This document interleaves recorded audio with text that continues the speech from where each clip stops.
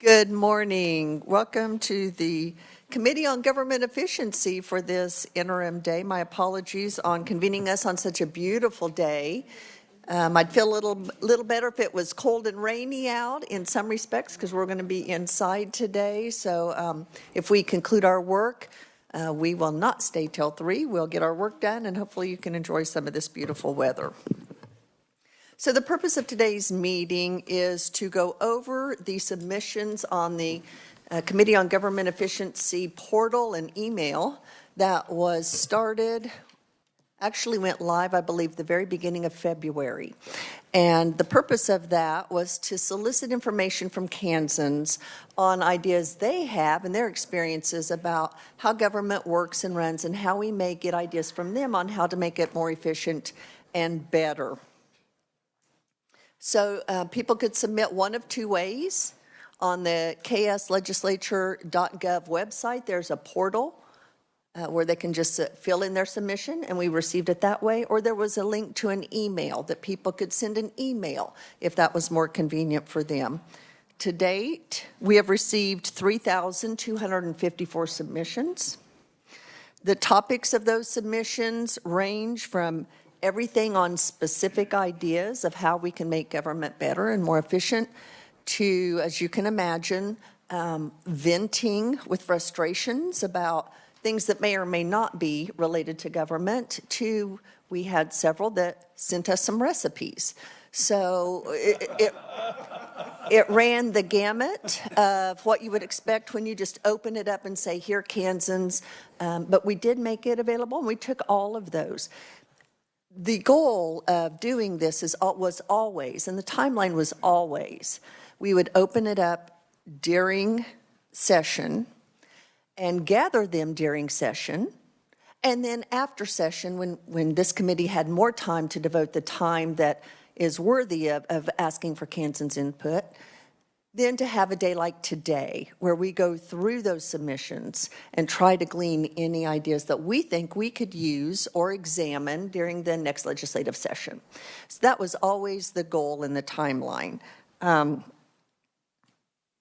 So at this point, I'm going to turn it over to our reviser, Gordon Self, and he has a little bit more information to share about the process.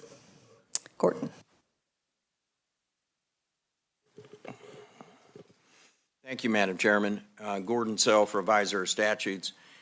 I wanted to continue a little bit of describing what happened with regard to the portal. And as you probably in your experience here, and I know certainly in my experience, this was kind of a new venture by the legislature to attempt to do this. And so we don't have a lot of precedent on the management of the portal, et cetera. As you know, the portal was set up, and the submissions to the portal would be, we determined early on, would be public records. But at the same time, at that time, the custodian of those records, it was determined, was Senator Erickson as chairperson of the committee. Now, as the records were being received, the submissions were being received, there was a warning that was placed on the website that indicated that please be aware that these may be public records. And so when people made the submissions, we were hopeful that, they would be aware of that. Not surprisingly, not everyone took that, embraced that fully, and eventually there were some KORA requests, some open records requests made, and we advised the chair that indeed there were public records and that they should be released. Under KORA, when someone makes a submission, it's under law it's required that some kind of reply is made within 3 business days, and that was done on with regard to all the submissions.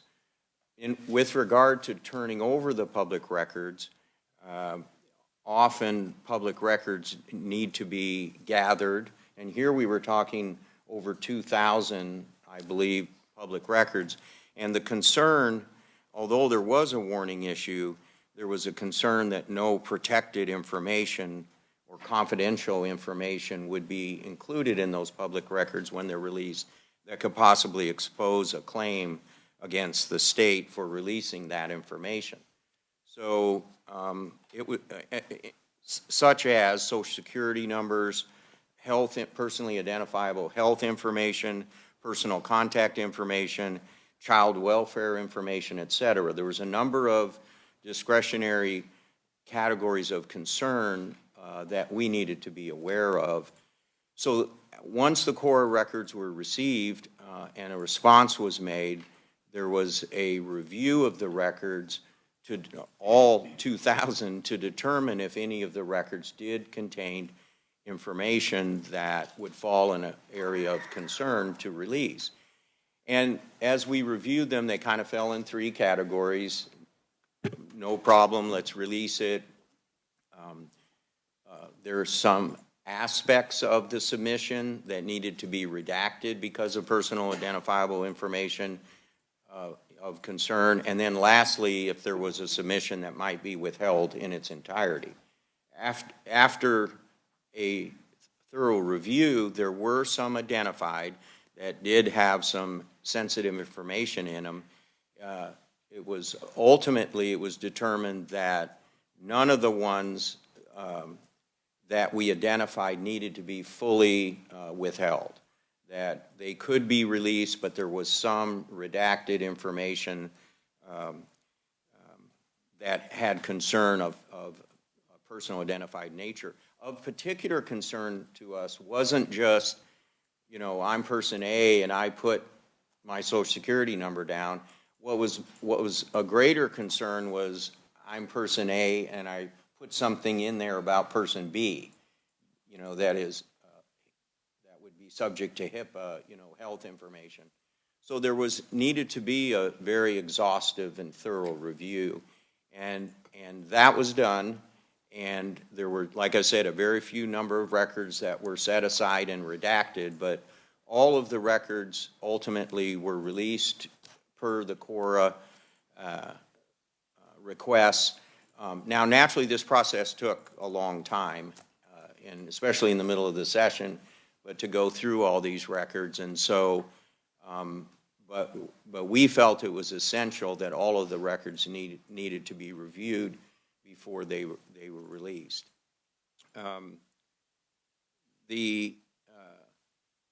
All records that were received, I think it was February 3rd was the first CORA request.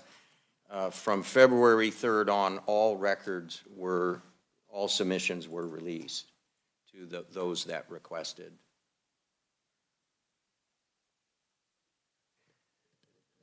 Thank you for that overview. I do thought it was important because there's been a lot of articles and things out on social media and so forth that around this issue. I thought it was important that this committee hear the process, the rationale for the process, and what was actually done. At the end of the day, all of those records, there have been none that have been deleted. There are none that are not available for review.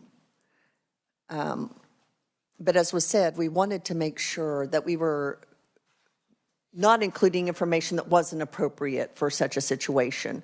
That information has been reviewed and removed on a few instances. There weren't a lot, thank goodness, but balancing the need for us to have the information we need to be open and transparent, but also protect sensitive information that shouldn't be released. So I hope that helps answer and clarify some of that. I appreciate Revisor Self coming and helping us walk through that process. So are there any questions about that? Senator Holscher. Thank you, Madam Chair. Thank you, Gordon, for being here to give us that information. You said there were some that had sensitive info with very few set aside or redacted. Can you give us an approximate number?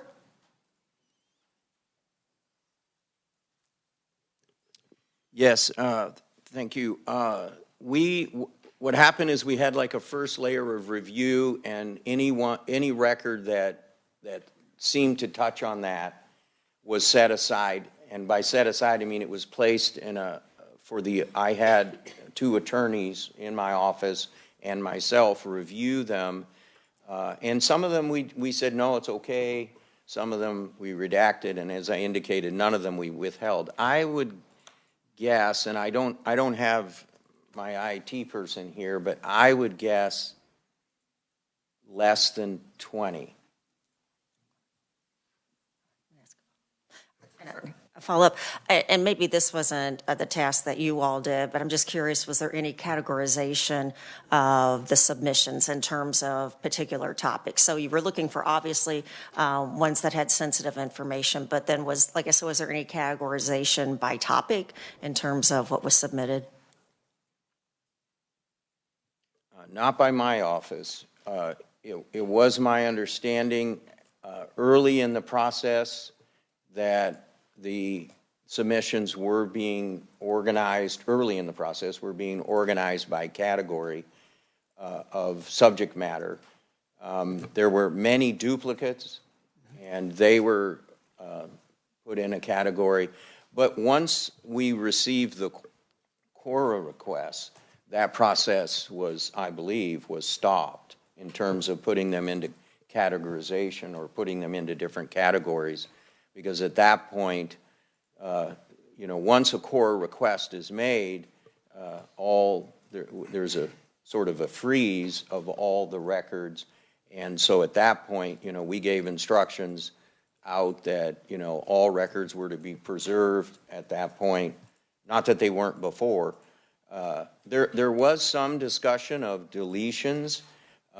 Ultimately, from February 3rd on, there were no deletions.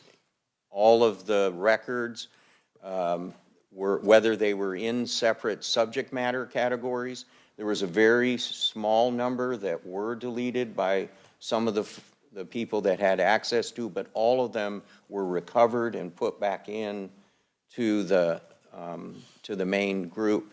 The only records that I know of that were deleted were early records before February 3rd that were really more the testing process of our IT working with the new system, the new portal system, and sending some emails to it from a testing standpoint.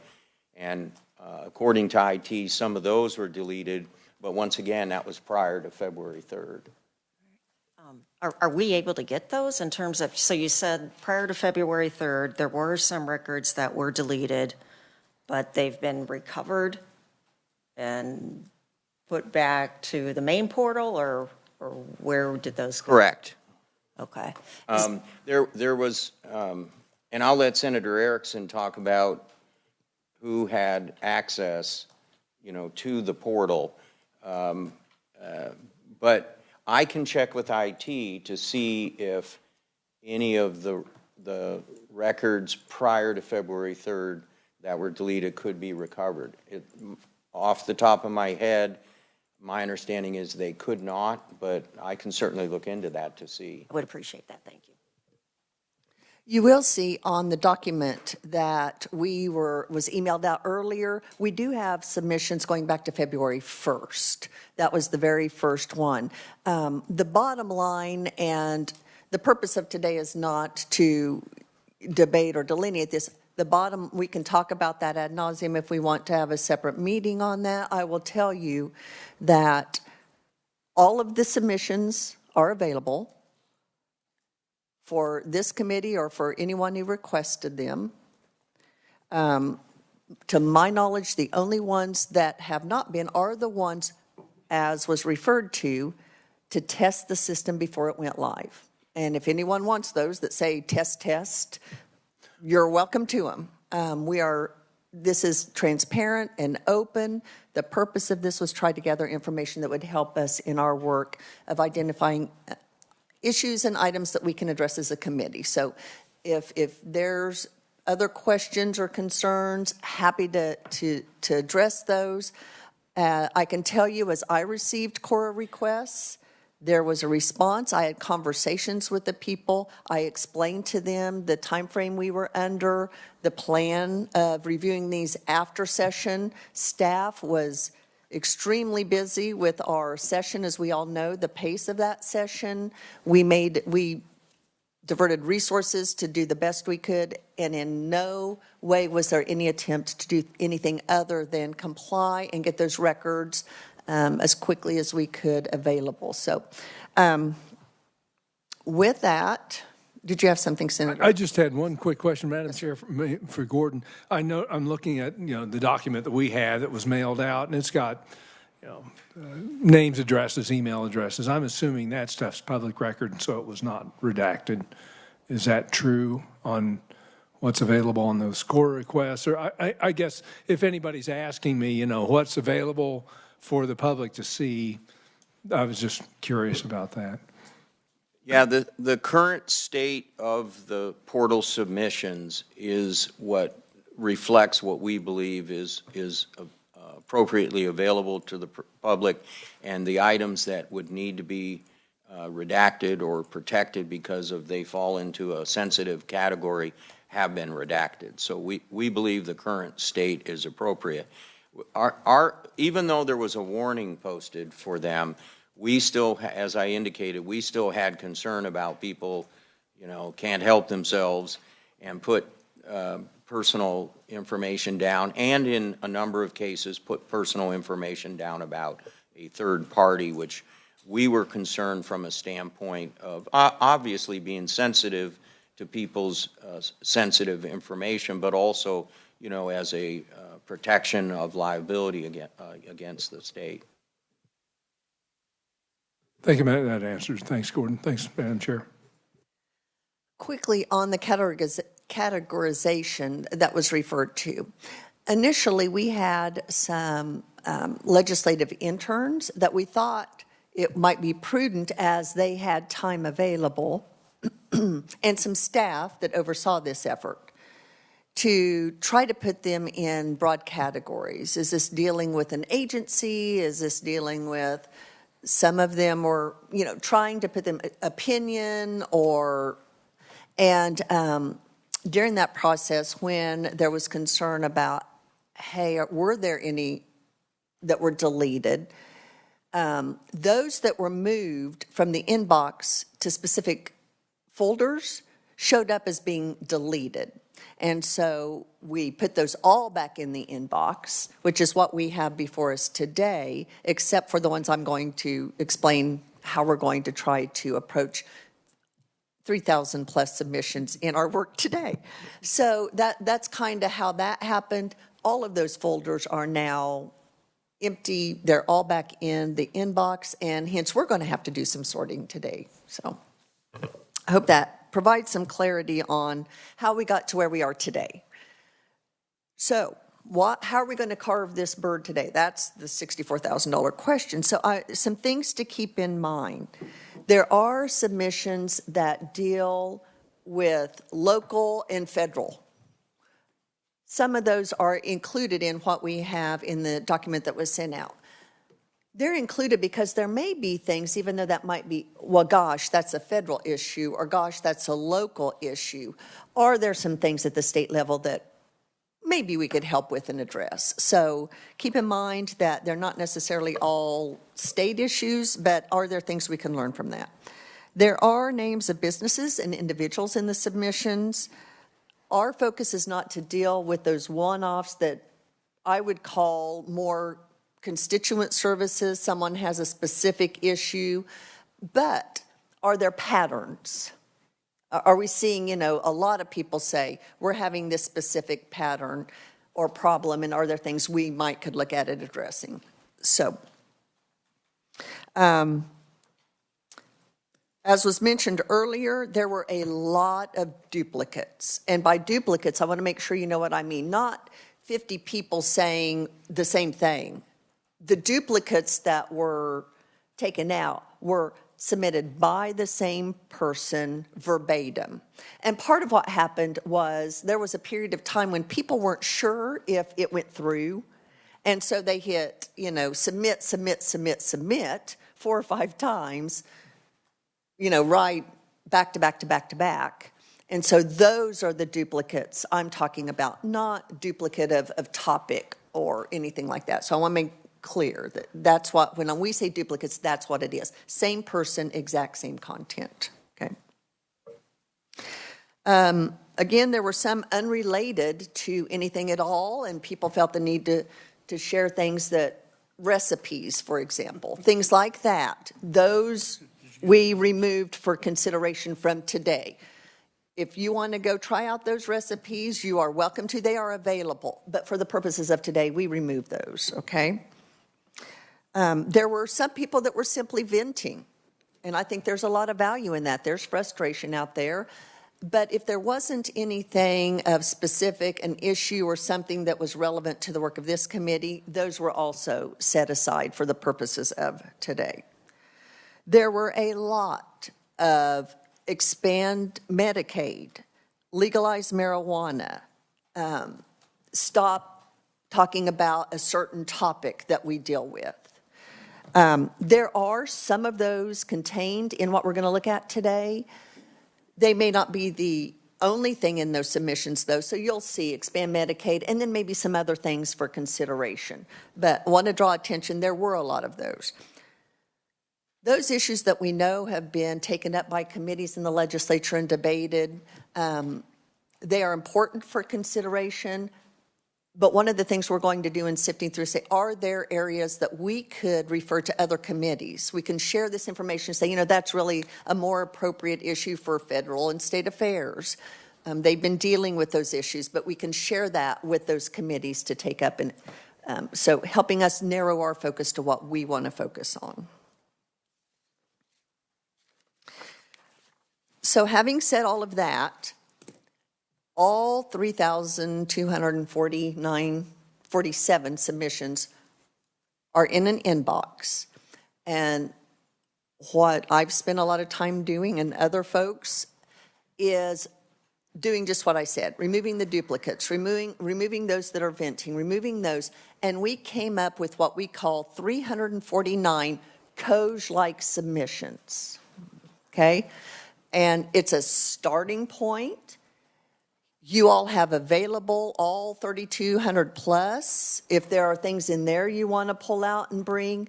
But what we really tried to do for the sake of time, for the sake of efficiency, is start with those that we felt like had some substance for us as a starting point, as a jumping off point for our submission. So, trying to figure out how to organize that. I've asked you all if you have access to your laptop. If not, we do have a few hard copies of the 349. And what we're going to do is we're going to start by looking at a group of these. The first 40 submissions, individually or with a partner, if you need to jump on and look at a laptop, and see if there are, here's what we're going to look for.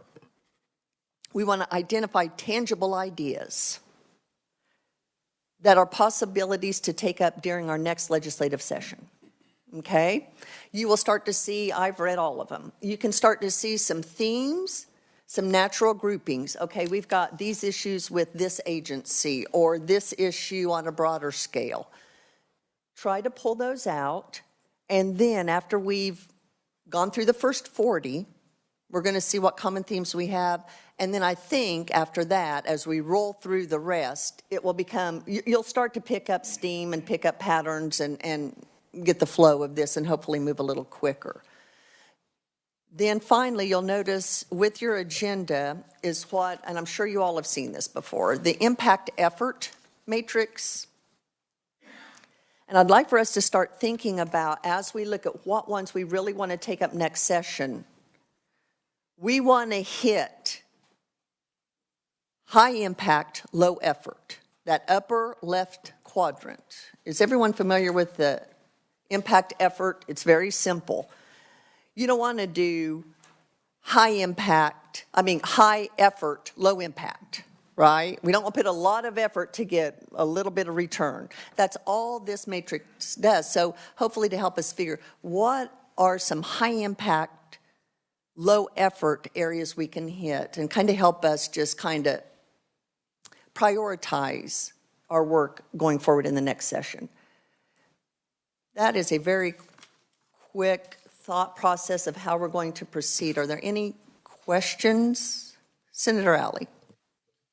Thank you, Madam Chair. Once, as you went over this, very eloquently, I will say, my thought was this portal that we set up, has this been done before? A portal, had it ever been done before? Look over. This specific, there are other states that have done something similar. Oklahoma has an efficiency portal where they've asked for submissions. So I know other states have. I will look to staff who probably has more institutional knowledge as to whether something similar has been done at the state level. I'm not aware of it, but I will defer to staff.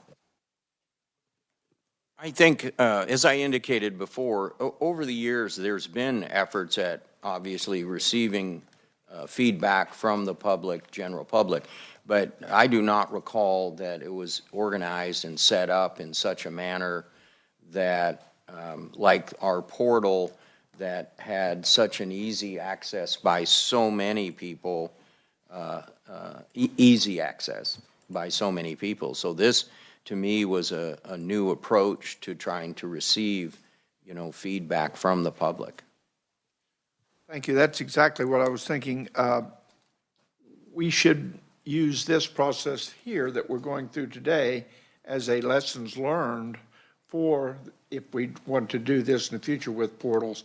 I mean, set up maybe categories you should put your thoughts in rather than anticipate that later on.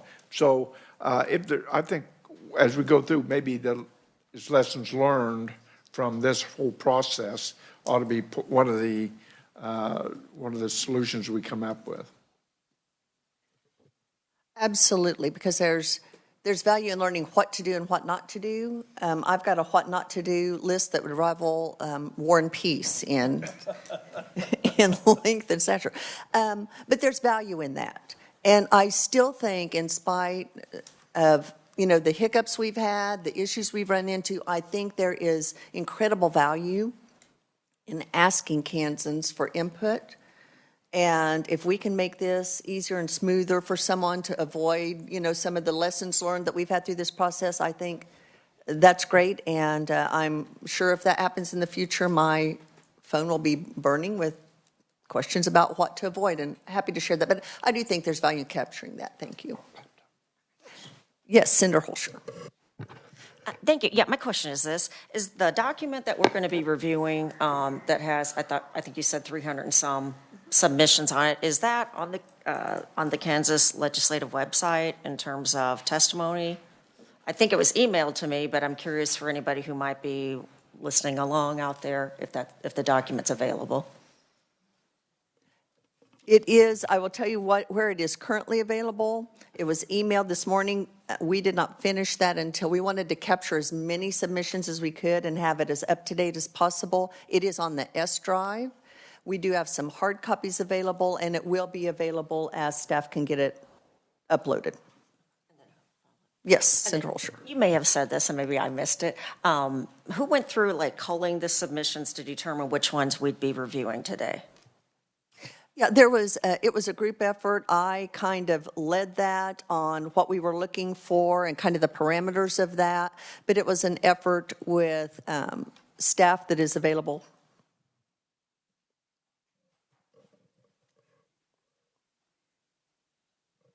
Anything else before we dig in?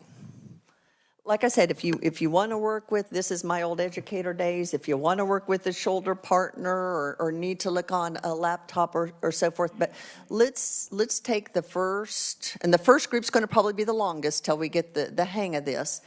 You'll see that the ones that were sent to you are in reverse chronological order, so you're going to get the most recent first. They are numbered by pages if you go to the PDF. And there are still some duplicates in there. This wasn't a perfect process, but I think you'll get the feel for how these read. Let's take the first 40 pages, and if you would just make notes about issues, themes, anything that you think we might take up as an issue in code in the legislative session. So let's do a check-in in about 15 minutes and see how far we are. What do you need to know to be able to move forward? We good? There are some hard copies for those who are sitting here. If you would like to peruse the document that we are now reviewing, there are some hard copies available. And with that, we will review.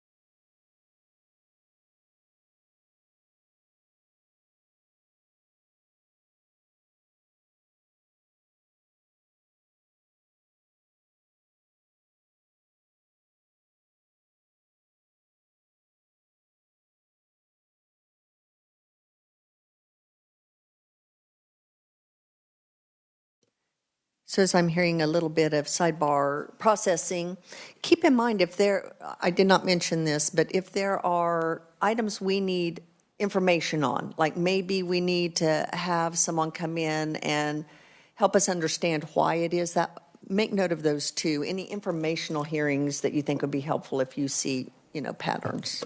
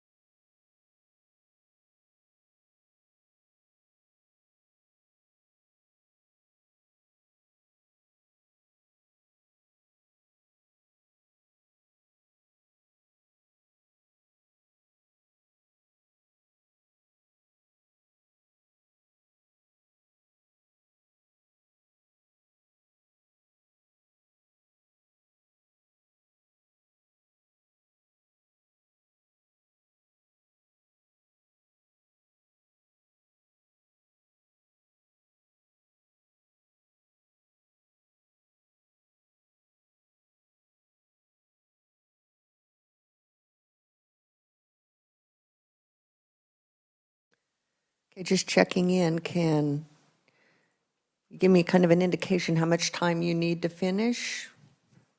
5, 10 minutes to get through the first 40? Okay, I'll check back in 10 minutes, okay?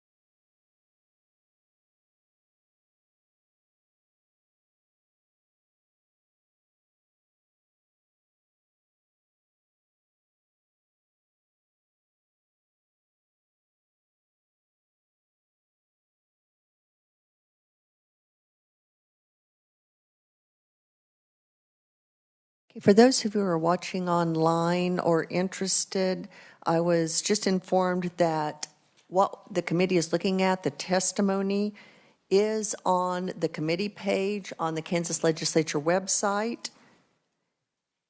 If you find the committee, go to today's date and committee testimony All of them should be uploaded. I appreciate your patience, but those are now all uploaded, so you can look at those as the committee does.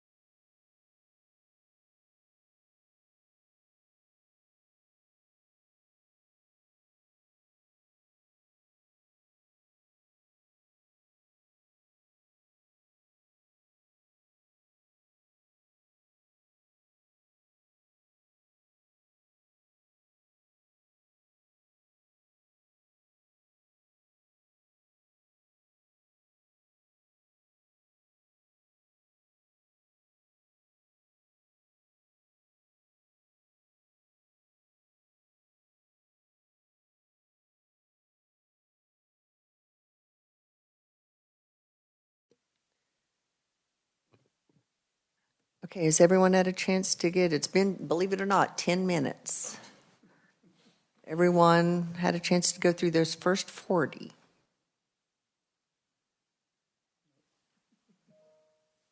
Are we close? 5 minutes? 5, let's take another 5. I'm trying to read the room. 5 minutes, and then we'll try to make some organization. And like I said, I do think once we see the patterns, once we see maybe get some structure, the remainder should go faster. If not, we're going to be here till 3, which is fine.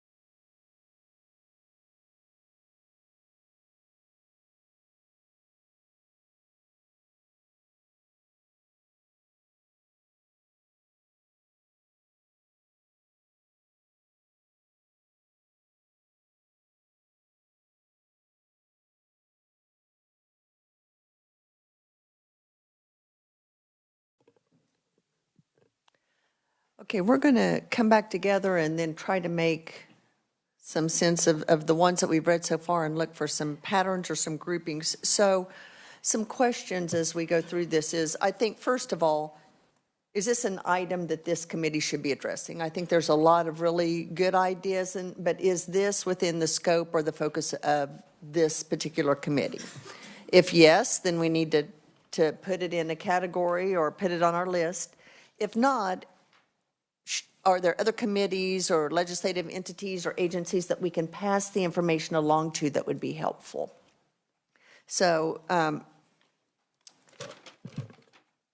then once we have our groupings or our items for us to take up, then we need to prioritize them, because just in watching the list that everyone is making, there will be a lot. So we'll need to prioritize our work, and hopefully that impact effort matrix can help us prioritize those that we can get started on immediately at the beginning of session. So with that, I'm going to open it up to the committee for discussion, just your thoughts or any specific issues that you saw, some patterns, some theme that we could put on our list that is within the purview of the goal of this committee. Senator Holscher. Thank you, Madam Chair. Excuse me. As I went through these first 40, and I kind of tried to look for themes, 20 of them I put into a categorization of needing information from the agency that is pertinent to the particular topic that was brought up. Because, I mean, I wouldn't feel comfortable acting on something or saying we need to take action in some of these cases where we may not know the complete story. And there's just, some of them have partial information. So, like I said, I had 20 of those. There was a couple additional ones that looked like they were testimony in regard to a couple of bills. A couple others looked like they were solicitation for projects, so to speak. But the ones that I kind of narrowed down to, issues to really take a look at, it was on page 13 and 14 in terms of reviewing of testimony, if there are proponents, and the person brought up the risk of litigation warning. So maybe that's something that, again, we may need additional information on, but maybe it's something, maybe there's some things there that we can work with. And then, there were other areas that were local issues that felt like they would need to be referred to those entities, number 15 and 19. And then property tax relief came up in several areas. Those were the predominant things I was seeing. Couple in regard to changing taxes to be more representative of taxing the wealthy and raising minimum wage. There were a few that seemed to be addressing those issues. But those were some of the major ones that I saw in those 40.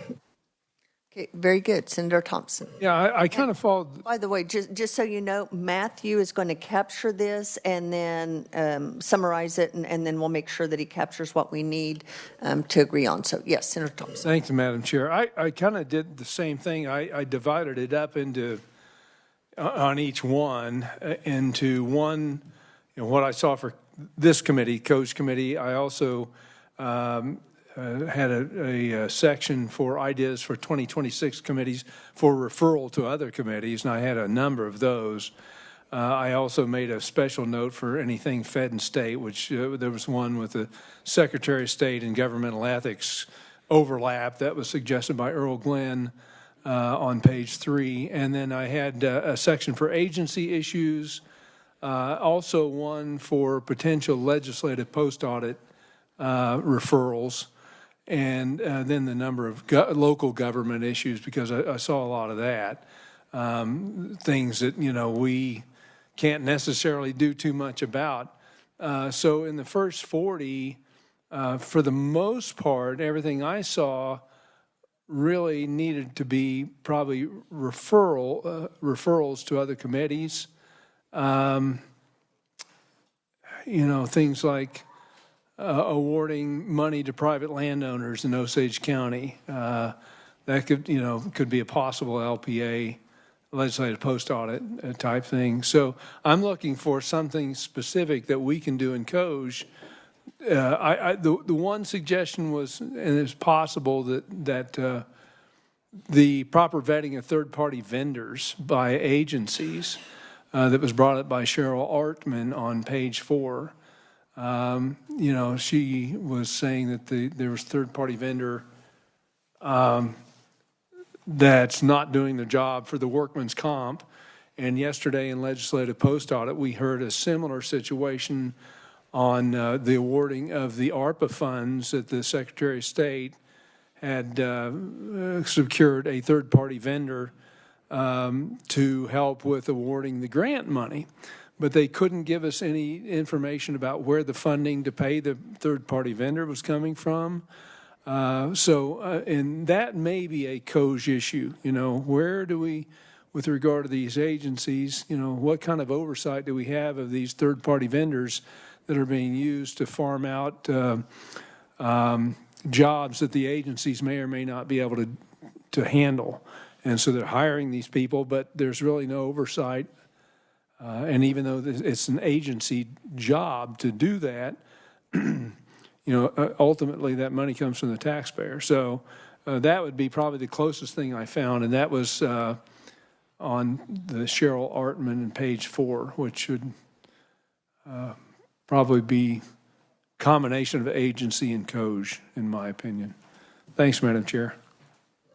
Absolutely. Senator Alley. Thank you, Madam Chair. There's a lot of interesting comments in here. A couple of them that haven't already been said. One was bureaucracies that get a grant and then they use part of that grant to fund their agency. And so it looks like if the grant is supposed to go for this, then it shouldn't be funding their agency is basically what they were saying. And we've seen that also in something like dormant court cases was mentioned, where they may be 20, 30 years old, dormant, but they still affect the person. It's like Secretary of State wanted to do away with old recordings. We should be doing the same thing with these old dormant court cases. And then the last one that really stuck out was on the, well, of course, he got low-income housing. We really can't do a lot about that, but I think that that was one of the things that was mentioned a couple of times. But the one that was workman's compensation and unemployment was mentioned several times in there.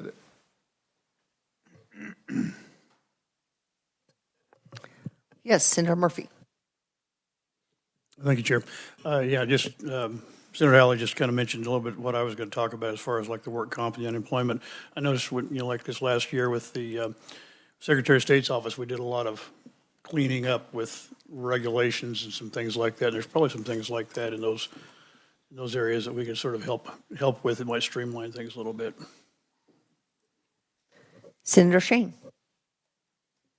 Thank you, Madam Chair.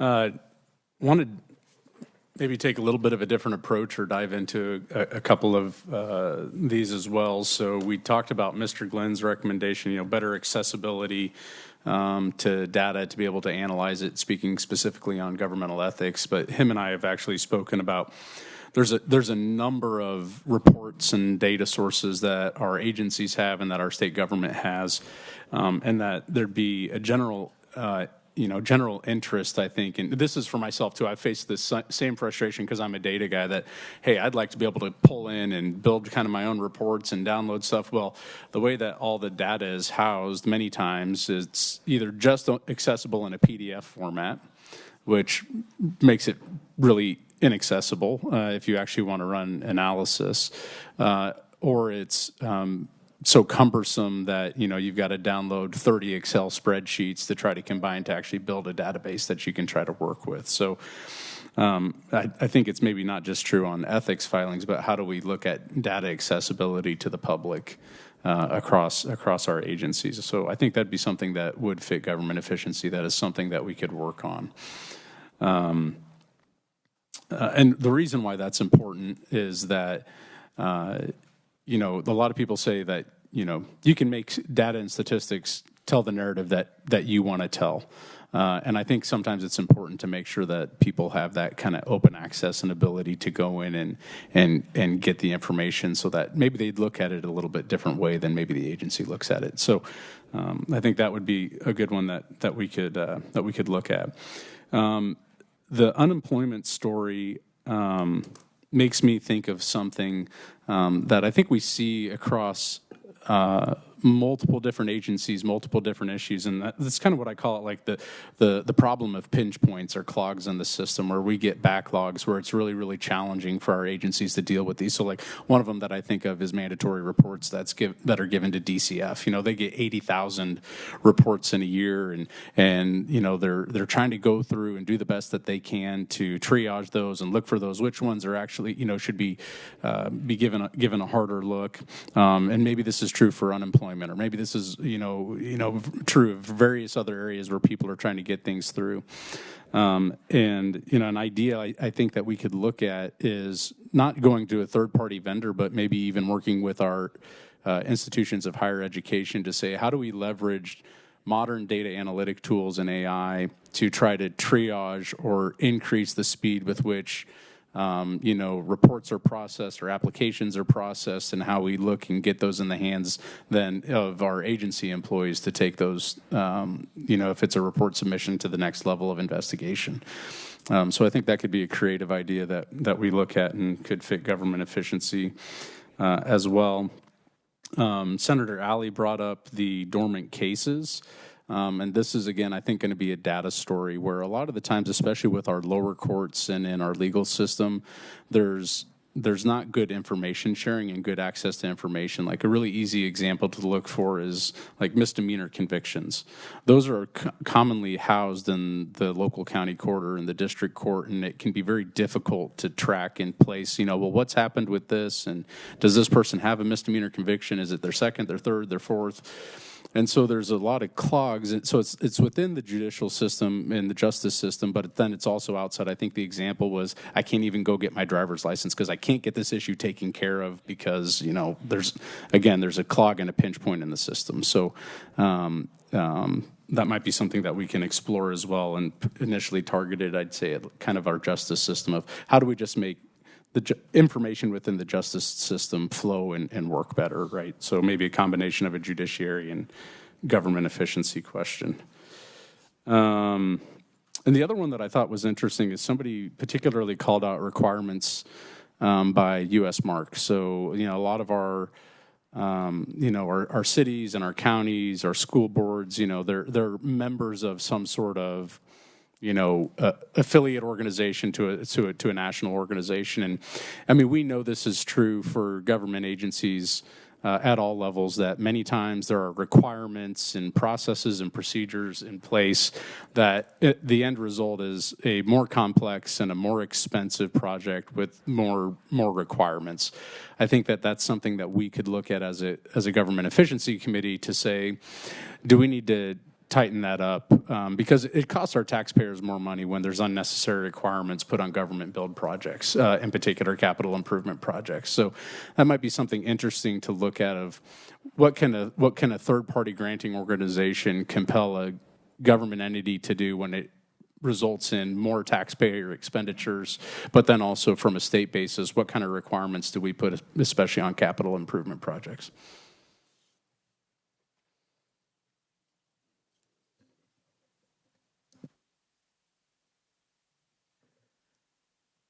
Yes, Senator Thompson. I can dovetail on that, especially with regard to Mid-America Regional Council, which is something sort of extra legislative council that operates. You know, they have expanded beyond their scope significantly. It was a bi-state compact that was initiated in 1966, primarily for handing out transportation money.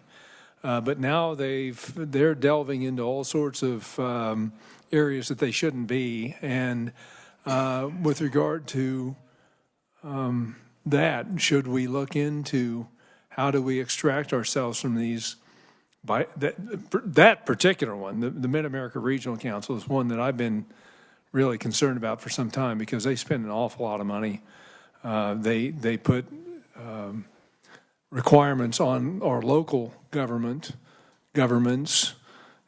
We see it a lot in Johnson County, northeast Kansas, where Mark is doing things I don't think they should be. And from a government efficiency standpoint, I think it may put pressure on locals to do certain things that they shouldn't be doing. I'd like to look into how do we extract ourselves from that bi-state compact? Or is Mark doing, what kind of a load is it placing on us, and whether or not it is still serving the purpose it originally was designed for? And I don't think it is, but that's an area I'd like to look into, I think, for this committee. Thanks, Madam Chair. So one of the things I believe I've mentioned, at least to several of you, is, and we can broaden the scope, and I think to Senator Holscher's point, find out the scope, find out, how far-reaching some of these, what I call non-governmental organizations or political or professional affiliations. I've been alerted that there are some professional affiliations that our state agencies belong to that basically, in a lot of ways, set rules and regs and policies, and are those in line with legislative intent or statute, or what all are in those. So I would say one area maybe we want to look into are those tangential, what I would call, organizations that are related, get their tentacles, for lack of a better word, into our state government. How far-reaching are those? What do those look like? And so can we say one of the categories we want to look at in next session are these types of organizations, and how far-reaching? I have no idea how far-reaching they are currently in our state government, and get our arms around that first, the scope of what we might be looking at, and then go from there. Is that, to Senator Holscher's point, we need to learn more about the specifics so that we can, but I think that might be an important one, and that would cover, I think, a lot of these areas we're talking about. Does that sound? I call them NGOs, non-governmental organizations or groups. Okay, Senator Holscher. Well, for clarification, my point was more along the lines of some of these submissions are saying they didn't get benefits, or this didn't happen, or et cetera, didn't happen. My point was more so that we probably need the other side of the story from the organization or whoever they're saying, was the person that was at issue. Because I'm well aware, too, sometimes people can make submissions like this, obviously, with just their side of the story. So I wasn't so much talking about tangential. I was just really talking about, in some of these cases, we just need the information from the agency that's been named, to see what other, maybe potentially the other side of the issue is.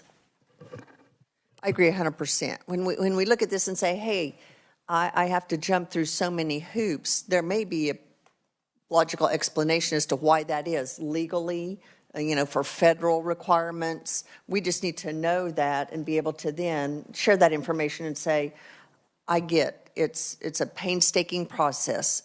Here's why it has to be that way. But some of them, maybe we can find some ways to improve it. One of the things I found really interesting, I think it goes to Senator Shane's point, is this idea of seamless multi-agency coordination.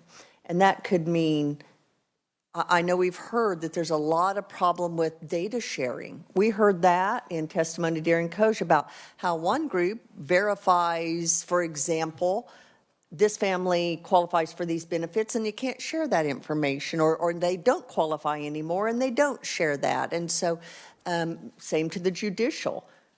Sharing that information to get timely results for the people we serve. So that could also be, in my opinion, you guys jump in, technology advances. How are we leveraging technology? I know we have a variety of ways we're dealing with that and trying to upgrade our technology to be secure. How do you balance secure and convenient, and who gets access to what?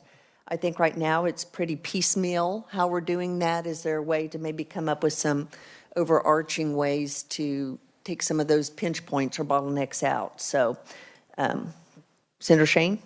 Yeah, thank you, Madam Chair. And I would add, I'll reiterate, I think it would be fantastic to engage our state's higher education institutions and allow this to be a problem that faculty and students can work on, as opposed to, putting out a RFP that will be a multi-million-dollar, private contract to a company. I think this is an opportunity for our Kansas learners to contribute to the efforts of the state. So I think it'd be interesting to think creatively about that, and also maybe save a little bit of money for the state.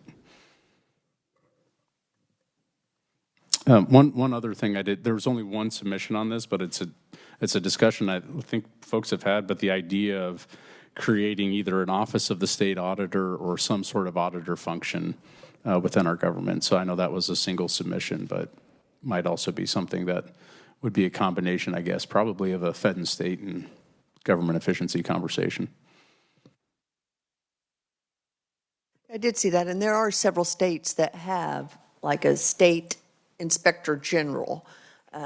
We do not in Kansas. We know the inspector general. We do have who is focused specifically on Medicaid. That role has been expanded, but I did see some things about audit the entire government, or audit this entire system, which isn't necessarily a bad idea. But then how, when we look at our quadrants of impact effort, I think it could be high impact. It's also high effort, and that's maybe a bigger discussion. Can we maybe start and build on that? But Senator Thompson. Yeah, and I saw that, and I was kind of curious as to, because there is the post-audit committee that does audit a certain number of things every year, but it's fairly limited in scope, and I didn't know if they were talking about a financial audit, what kind of audit they were talking about.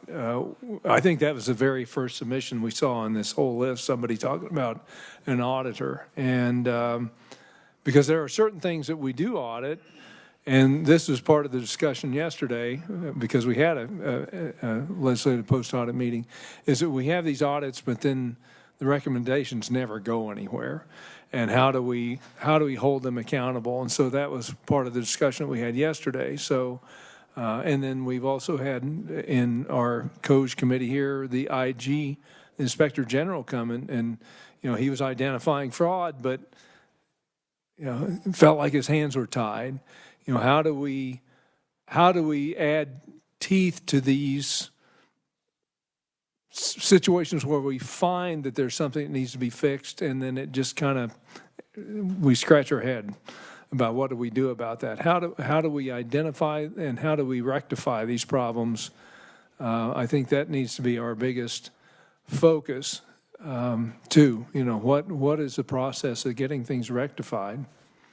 And wish I had the answer. Thanks, man. The other one that I was going to mention that might capture some of the things we're talking about is at the end of session, I had some conversations and some ideas brought to me about looking at the procurement process.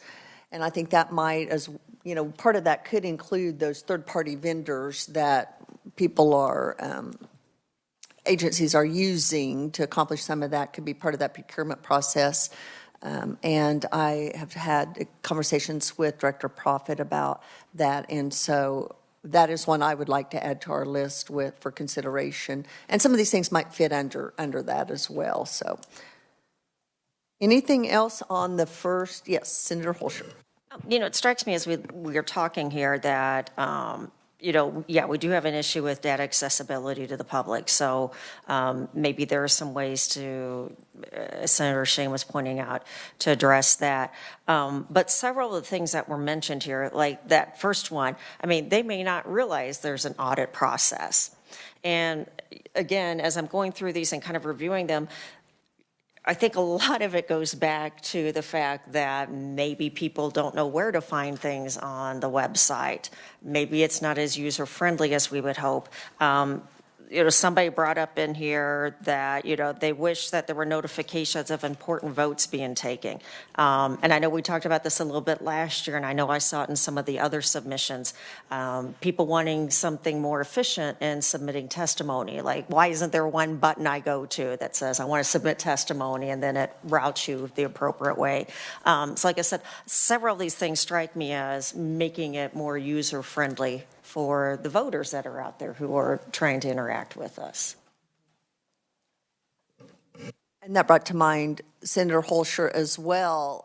To me, I saw a lot of, whether it was SNAP or unemployment or those about, I had to wait 2.5 hours to get someone on the line. And we've heard all of those things before, but are there ways that we can help streamline that kind of with, we just did in fact, one of them was have an Office of Early Childhood. We did that. That was one of them that was requested. But are there ways that we can streamline those processes? And we talk a lot about that, but that seemed to be a common theme of being frustrated with not being able to get a person, get an answer, have to jump through a lot of hoops. I was sent from here to here to here. Typical government issues, but I don't want us just to dismiss those as, well, that's just the way it is and how we function. But are there things we can do? But a lot of that. Senator Alley. Thank you, Madam Chair. And one of the themes that we saw was unemployment. We mentioned 2 or 3 times in here. During COVID, what we found was people would say, I can't get a hold of unemployment. I can't get no phone number, the website, they don't. But if they gave us their name and number, we could call the unemployment, and boom, they would usually take care of that problem right away. And it's not us creating or solving the problem, but it's somebody in the unemployment. But they couldn't get access to them, and that's the problem. Their hotline needs to be more user friendly, so that they don't have to call their senators or representatives and begging for help for this problem that should have been taken care of by the people in the agency. And I think that goes to Senator Holscher's broader point of just ease of access for the people we serve, whether it's how to submit testimony, how to find out what's going on, how to access benefits, just how can we make it easier for the average person out there to communicate and get the access to what they need. Senator Thompson. Yeah, just to again, kind of pile on here with that discussion. I mean, think about it. Every agency has its own website. There's no one overarching Kansas website where everybody could go to, where it has the legislature, Secretary of State, AG's office, where you could say, hey, go to this website. There's an Office of the Governor website. And they're all designed slightly differently. And I don't know, it goes to a transparency issue. Everybody thinks they have to, we know where to go find it because we've been in here a little while. But the average person, they don't know how to track a bill, even though you can on the website. And it's hard for us after we get into conference committee. I don't know if it's part of a total redesign of the whole government transparency situation, but I think you're right. A lot of people are frustrated by the process of finding information. I personally, I like the legislative website, but I know how to navigate it now. The average person doesn't, and I don't know. That's an idea, but I think the transparency issue would help clear up a lot of the questions people have. If they knew where they could find the information, where they could go, because to Senator Alley's point, a lot of times somebody will have an unemployment issue, they'll call us because they're not getting the service from Department of Labor, for example, and then a lot of times we'll connect with our liaisons with the department, and they'll get something fixed if there's been a festering problem. But the average person shouldn't have to go through that. I don't know. But I think, do we look at consolidating to some kind of an easy website that people can find information on and directs them to these individuals? One kind of overarching website. It wouldn't be that hard to put together, to be honest. For somebody who knows how to throw together websites. Thanks, Madam Chair. Well, sometimes I think, to your point, we know how to use the Kansas legislative website. Sometimes I think we design things with our level of understanding in mind and not the average person out there who doesn't know what some things mean. And maybe we need to start looking at some of these things with, how does this look? How does this read? How would the average person understand this who isn't immersed into this world every day? And that might help provide that. Or goodness, just a simple, I showed my 3-year-old granddaughters they brought me, this is a little rabbit trail, they brought me a book that had like 20 different stories in it. And they wanted me to read it. And I said, well, which story you want me to read? And they pointed to the lion. I said, okay, well, how do we know where that? And I showed them like how to use a table of contents. Well, here's how you use it. Even if we just had some front facing, if you need help, and put it in language I understand, if you need help with this is where you go. And I know we've tried those things, but anything we can do I think we would alleviate a lot of what we're seeing in here with just making it easier and transparent to navigate. So, Senator Murphy. Thank you, Chairman. While it wasn't mentioned in our emails that we're looking at here, but it dovetails with what we're talking about here. I've had a lot of people kind of complain about when they're trying to want to be involved in a committee process, a constituent, and how every committee has got a different rules as to what it takes to submit testimony or to be involved or whatever like that. It'd be nice if it could kind of be streamlined and unified as one. Like I said, I think it kind of ties in what we're talking about here, just for transparency and to ease of people being involved. On a lighter note, notice how no one is wanting to address the suggestion that we cut back to 80 House representatives and 20 senators. That was a suggestion that was in there. I might have skipped ahead. You may come to that one here in our next grouping. Okay, well, it must be in the next one. So I think we've got maybe some main focuses for the purposes of this committee. There's a lot we could dig into, but I really want us to try to glean what we would like to prioritize. And I think we've got a few of those, talking about maybe some ways of improving communication, transparency, access amongst government agencies, looking at the NGOs, some of those. So for the rest of the submissions, and let's just go like however far you can get in the next one. If you see something that's an outlier from what we've already kind of gathered, okay, make note of that. Outside of what we've already captured as focal points. If you see something unique that we need to add to it for the purpose of grab it, and then we'll check back here in, say, about 30 minutes, see if there's anything new, and we'll just keep working that to try to come up with our list, and then we'll work on prioritizing it. Does that sound agreeable to everyone? All right, I'm going to turn you all loose. Keep going.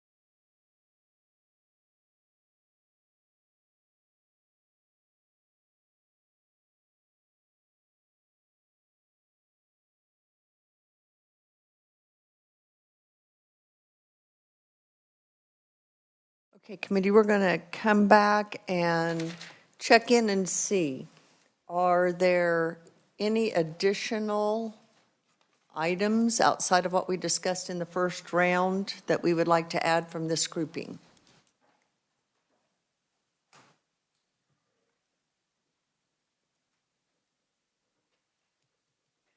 I'll throw, oh, I'm sorry, Senator Holscher, and then I'll keep it going if you need more think time. Senator Holscher.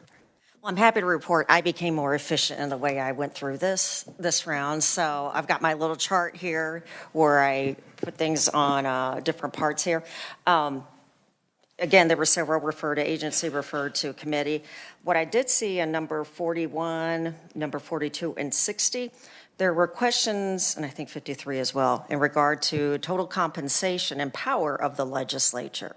And again, maybe this goes as much to a transparency issue in terms of how much people are making. And honestly, it's one of those things that maybe if there were more information out there, maybe voters might feel that, okay, it's not a ton that they're paying based upon the time frame that we're working, et cetera. So I saw some questions there that felt like could be answered potentially by this committee or if worked through it. Number 57 had something in regard to private insurers. And I would see this as an efficiency for our constituents who are looking for insurance. The request was to have private insurers publish prior approval denial rates. And that would be something that, again, in terms of our constituents, could potentially help them as they're searching for insurance to know, as they're doing their due diligence and collecting information. Lots of requests to expand Medicaid. 1, 2, 3, 4, 5, 10, 12 in this section. A couple for medicinal cannabis. Again, another request in terms of testimony, making it a little bit easier, I saw. So those were, like I said, there were a couple there that were different than what we discussed earlier.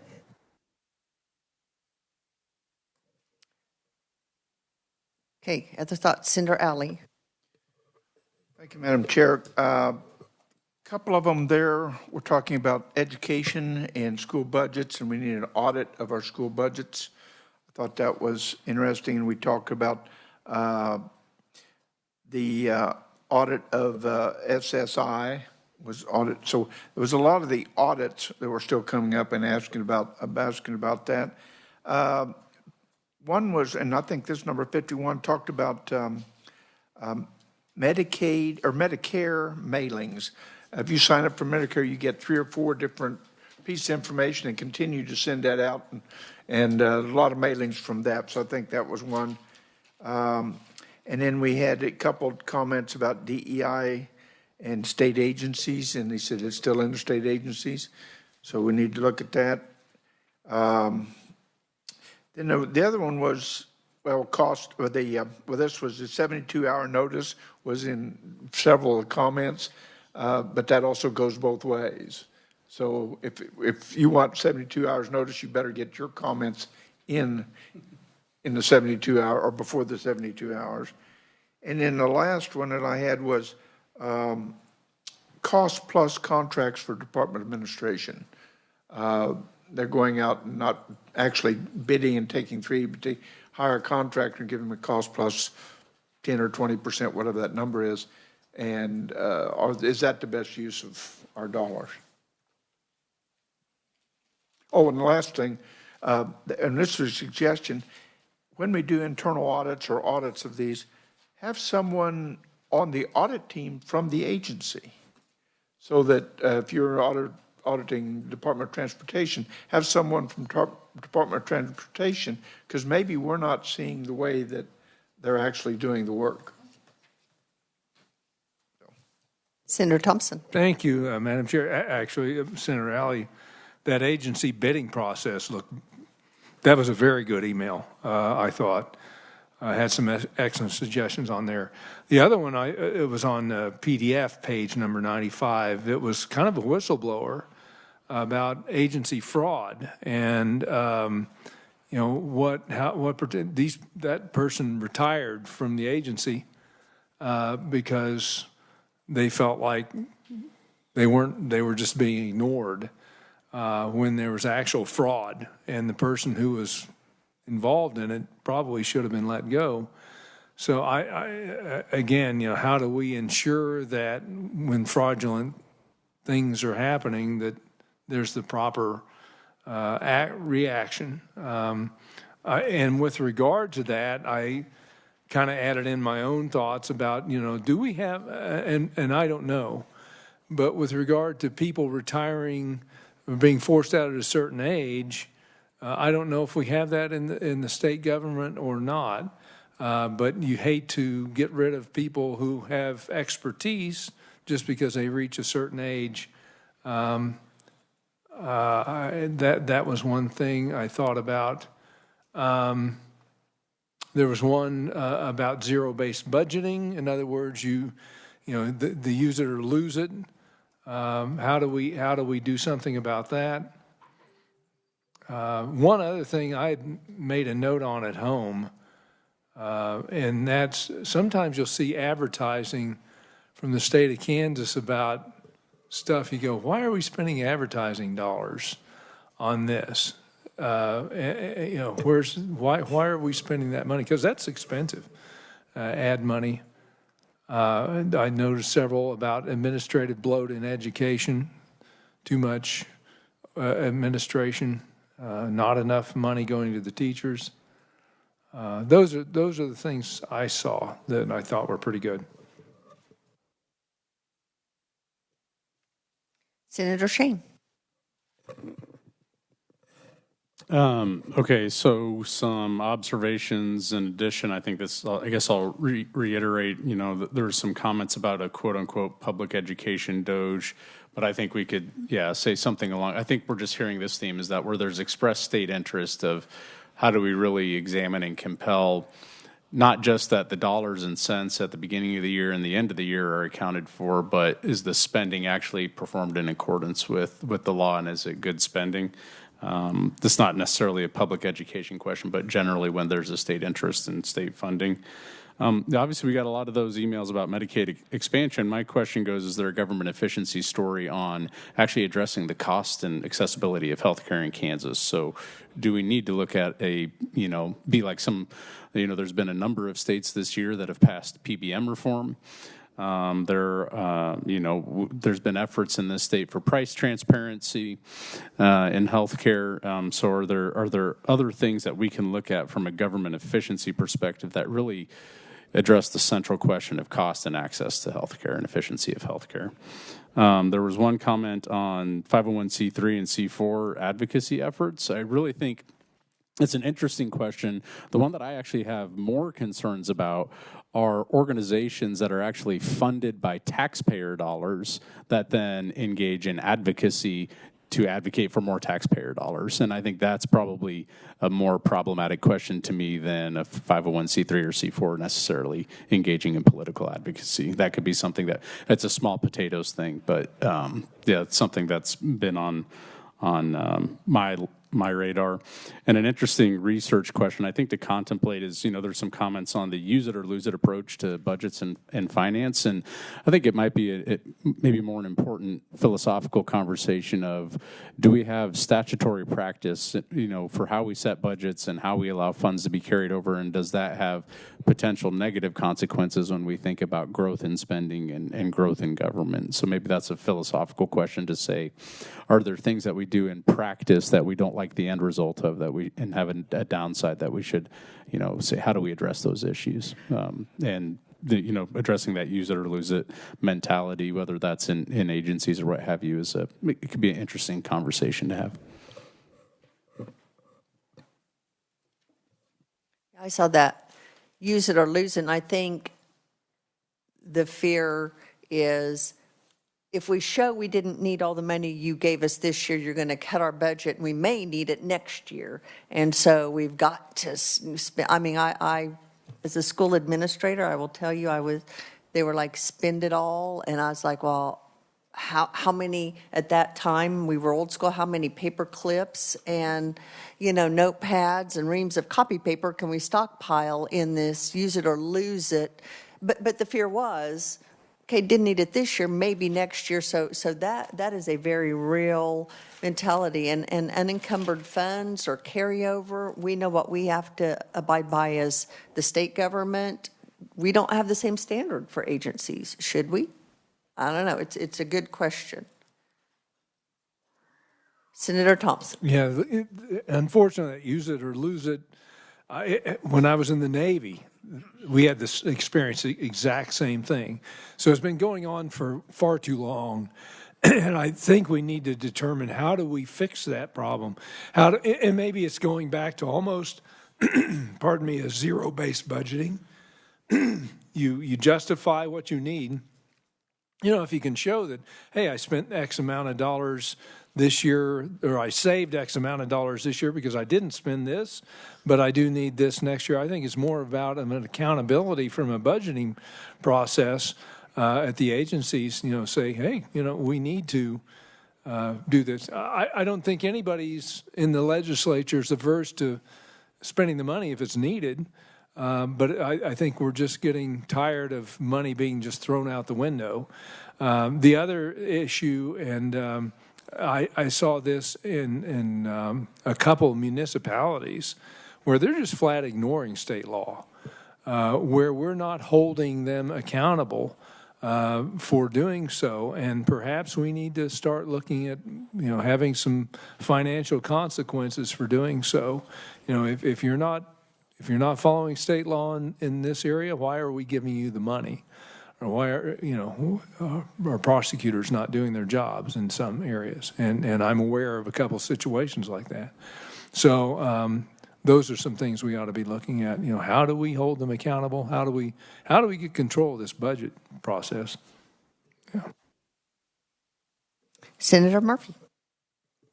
Thank you, Chair. Yeah, one of the themes that kind of jumped out to me with this next section here was not only the audit, but an audit with teeth. You know, in other words, when we discover something, we need to be able to do something about it, and we're seeing that a lot in like in schools and also the social program sort of stuff. And we have to kind of realize, I think, the fact that we've got about 85% of our budget goes to those two things. That's where the real savings are going to be. We can do all sorts of stuff on that 15% that's left. We can't save a whole lot of money. But if there's a certain amount of waste somewhere, I don't care where it is, we need to be saving it because it's our taxpayers. Senator Holscher. I want to go back to something mentioned prior to the most recent speaker on the use it or lose it aspect of the budget and some of those issues.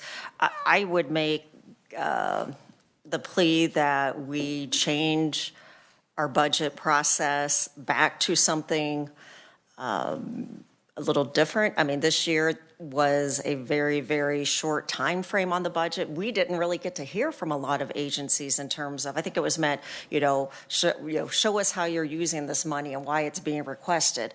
When some of those agencies were given maybe 10 or 15 minutes to make the case, that's not probably fair time frame for them to be able to fully illustrate why they are requesting a certain amount of money for a particular agency and how it's going to be used. So while we changed the process this year on budgeting, I mean, there's something to be said for a little bit more information, a little bit more time frame dedicated to that process so we as legislators can fully understand the requests that are being made and make good decisions in those regards. Yeah, I think we all kind of felt like we needed more time. I believe the intent is to maybe start that process a little bit earlier in the interim, so hopefully it will be a little bit better as far as getting all the information we need. That I'm holding out hope. But we need to make sure that we do that because, of course, we want to be as informed as we can be in making these decisions. A couple of things around the audits, because there's quite a bit of talking here about audit this, audit that. One of the things I think maybe we should consider is we have a legislative post-audit process. I don't know that we are really familiar with what audits have already been done and how we maybe can use those. And if there is something that we think would be beneficial to this committee, making that request to get that audit done. So I think maybe just maximizing that resource that we have in that way. Senator Holscher. Yeah, thank you for mentioning that. I was thinking about that earlier. There are a ton of audits that are performed. There are additional audits that are requested that maybe aren't acted upon. And I do serve on that committee, so if there's something that we see that we feel is very important, that helps add emphasis to a request that is made. But I do think about the fact that, again, there are a number of audits that have already been performed on some very specific issues. And I guess the question is that, is there an easy spot for us to access that information? And obviously we can contact somebody with the audit department, but again, is that something that not only serves us in terms of having access, but constituents and voters? So again, maybe there's an easy place to find that information. Maybe we just aren't aware. I know that those are all available online. It was helpful to me, and I'm not sure how this happened. I'd have to go back and look. But I was notified that a new audit came out. And that was very helpful, just to say, hey, this is now available, it's published, it's available, and so I went and checked it out. So, but I believe, someone who knows more about that, I believe they're all available and you can look at them. And there's a lot that I think have already been done on topics we're discussing. We just may not be aware or have access to those, but I think that's an invaluable resource we should utilize and tap more. Senator Thompson. Yeah, and in fact, on the Kansas Legislature website, on the left-hand side, under Legislative Resources, it has Division of Post Audit, and you can click on there, and then there's a library of all the recent audits. But I don't know how widely known that is, but some of these audits are limited scope. They're very limited to maybe one or two questions, but at least it would give us a jumping off point to say, hey, we need more information. This committee could submit requests for additional audits, to Senator Holscher's point, if we feel like there's an audit needed to be expanded. That submission could be made to the Legislative Post Audit to dive deeper and give that committee a chance to consider those items. I'm going to add that kind of to our list of discussion items this afternoon. If there's something that jumps out that we may want to, one, has there been an audit done along those lines? And if not, making that submission and the timelines around that, because I know there are timelines for getting those requests in. Senator Alley. Thank you, Madam Chair. While you were speaking, I thought, does each agency do their own audit? And if not, why? Why wouldn't they want to know, are they spending this money in the right way? Do they have excess funds? Do they have a need that's not being funded? Do they have an audit? How do they know their budget is the right budget if they don't audit their own budget? Senator Holscher. Some of the agencies are required to self-audit, but some are required to have outside. And then the audit process itself, when we go through the legislative post-audit, those are, not affiliated, obviously, with those agencies. So that's another, perspective being offered from those audits. Do we have access to those audits? Do we have access?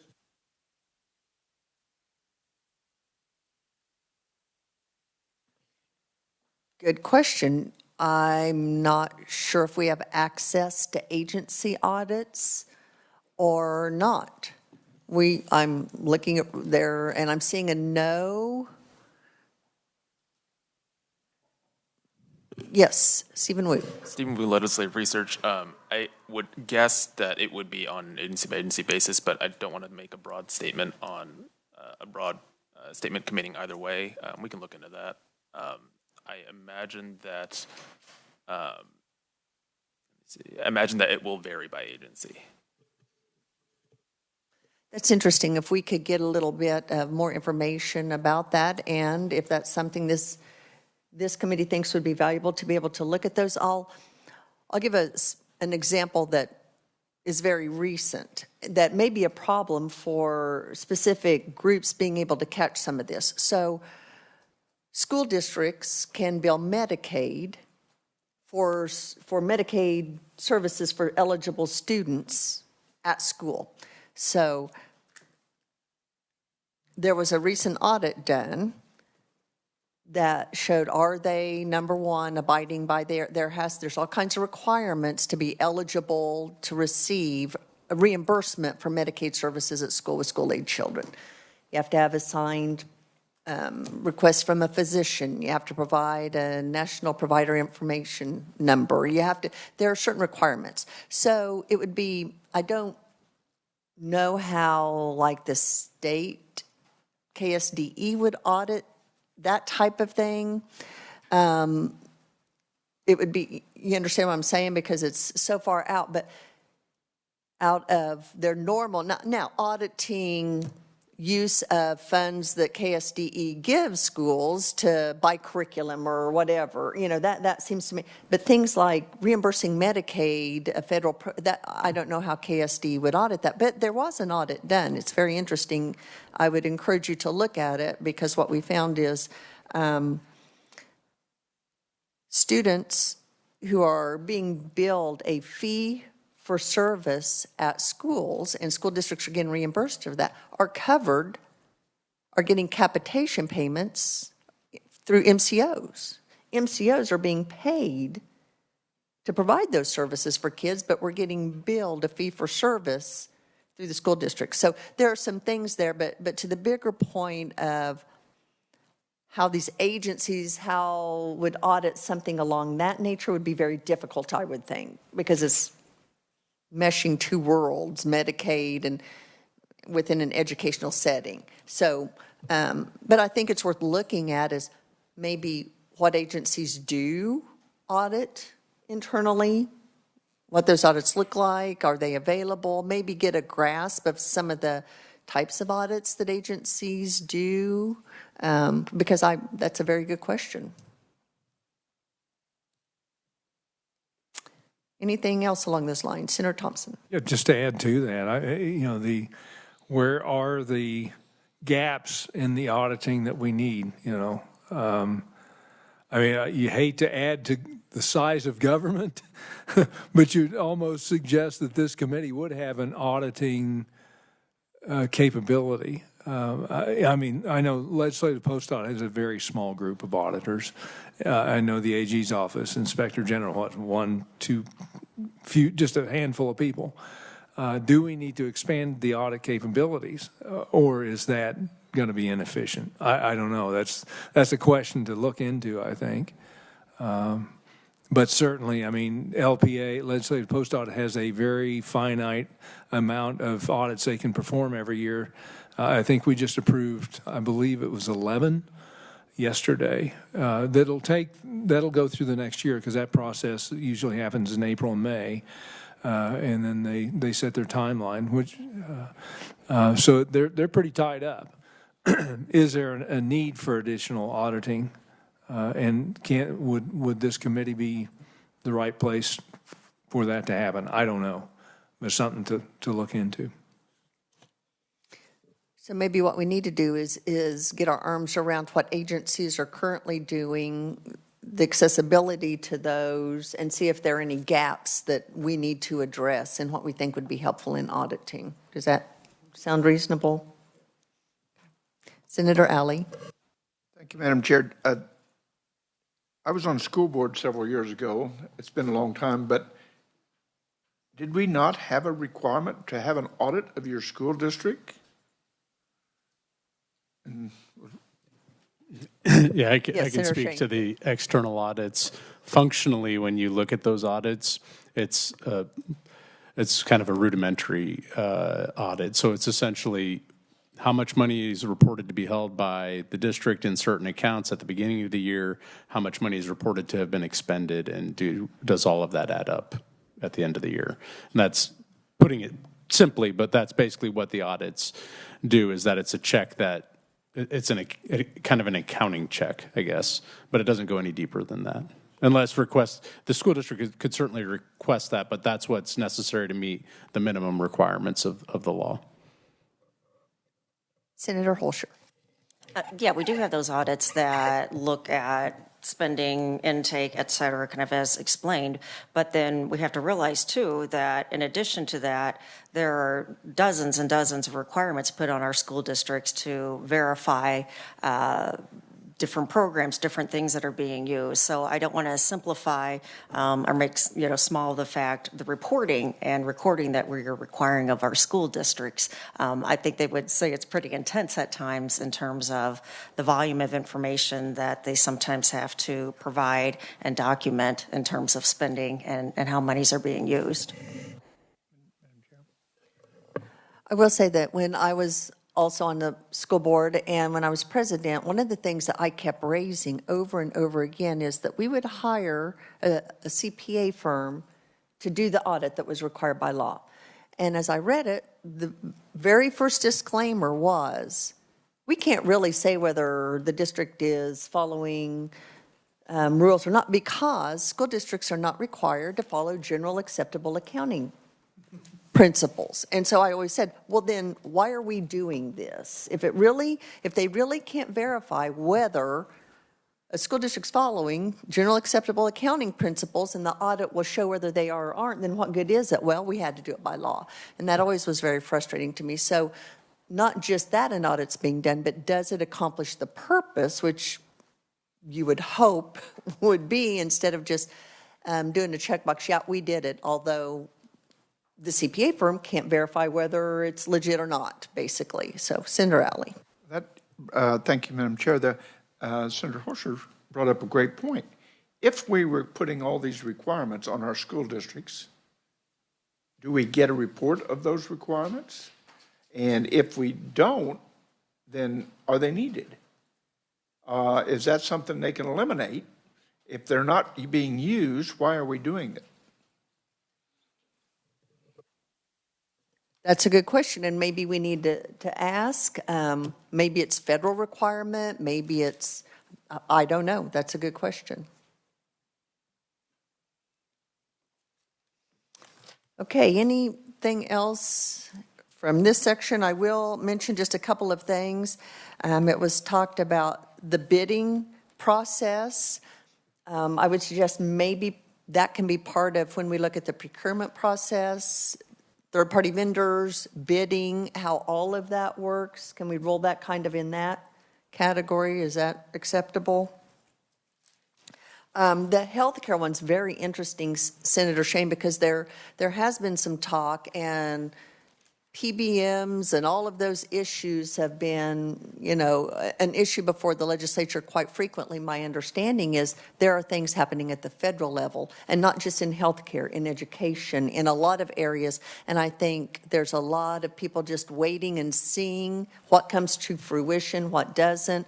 I mean, if the federal government's going to enact laws that take care of the issues, then maybe we don't have to deal with them as in-depth at the state level. So I think my gut, we need to be monitoring those with what happens if the federal government does this or that. But I think there's just a lot up in the air at the federal level that may take care of some of these issues we're talking about.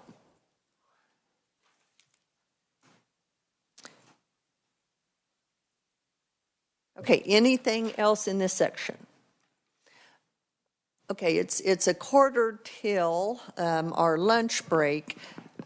I kind of want to lay out maybe and get input for how we can go forward. I think we're going to continue to see a lot of the same issues that we've kind of come up with. We will finish out going through these, hopefully at an expedited pace after lunch. Then what I'd like to do is maybe prioritize those. This committee does have permission to meet once a month during the interim to maybe flesh out some of these. So my walk away from today would be to have a priority of how in the interim we want to maybe address and prioritize, so we have a plan going forward between now and the start of session as to what topics we're going to take up. So after lunch, please be thinking about prioritizing how we want to address and maximize our time between now and session, and then some items that we would like to address in session. Does that sound doable? You are welcome to get a jump on the rest of the submissions. If you want to beat the lunch rush to your favorite restaurant, feel free, but we will reconvene back here at 1 o'clock.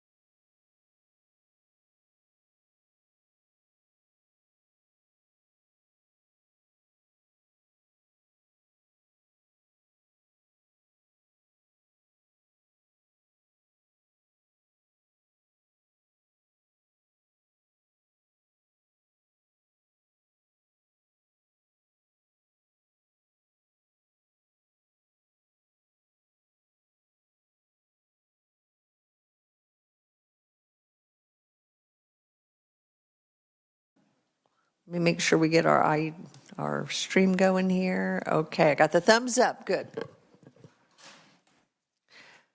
Okay, thanks for everyone's patience. We're going to start this afternoon. I'm going to have Matthew from the research department go over the categories that we captured from this morning's conversation. Make sure that we got everything we needed to on that. And if there's anything that we missed, please speak up and we'll get it added. And then from there, I'd like to prioritize so that we know going forward the priority we have for those categories to address. So Matthew Willis. Thank you, Madam Chair, members of the committee. As Chair Erickson said, I'm Matthew Willis, Senior Research Analyst with KLRD. So I'm going to kind of review, after all the conversations this morning, kind of the broader buckets of some topics. And then, obviously, if there are things I missed or other nuances, let me know. So the first one I have would be a kind of a transparency and ease of access that it could encompass discussions as to the legislative interface and testimony, communications with the public, access to services, awareness of services, some of the discussion about data access.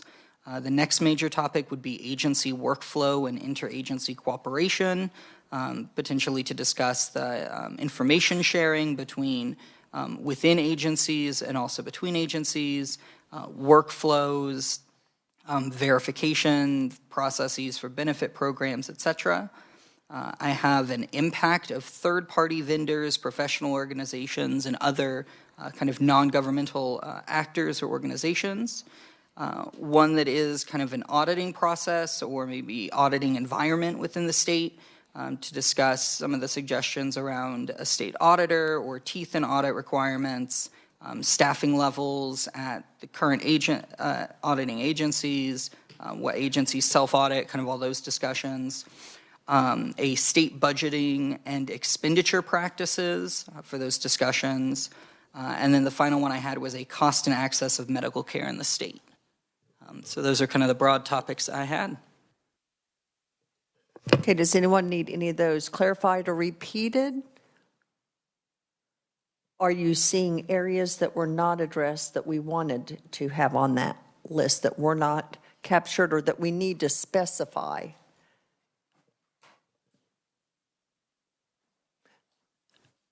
Matthew, how did you phrase that first category? I'm sorry. Transparency and ease of access.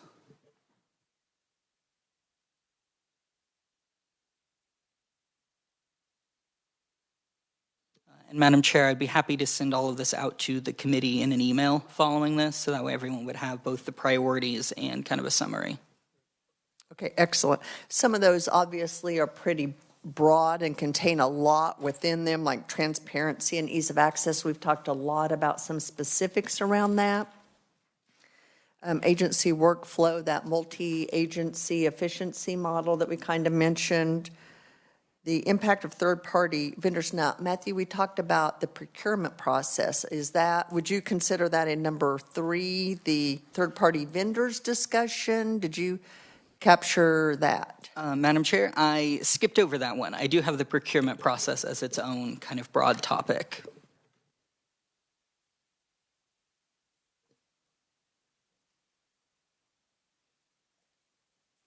Just going to give the committee just a minute to think about, look at maybe some of the notes they made from this morning to see if we missed anything. So we'll take just a moment to look through that.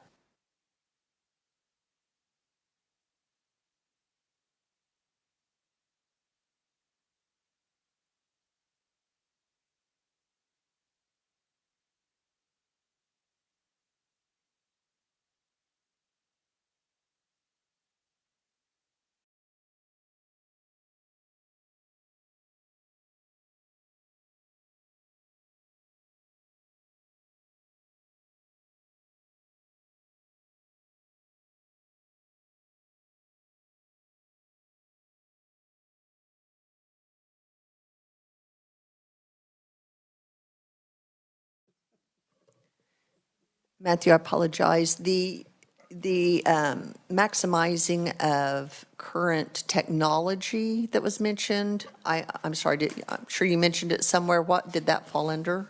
Madam Chair, I did not have that specifically listed. I think you could easily fit it into kind of agency workflow and the cooperation, given at least I believe that's what a lot of the technology discussions were.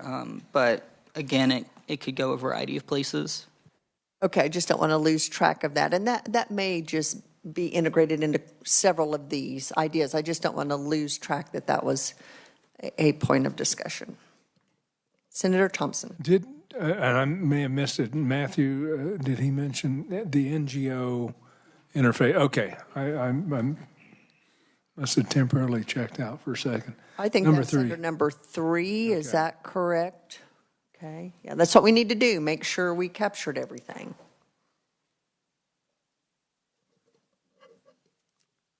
I'm guessing the zero-based budgeting would fall under I'm getting number 5. the bidding process and justification.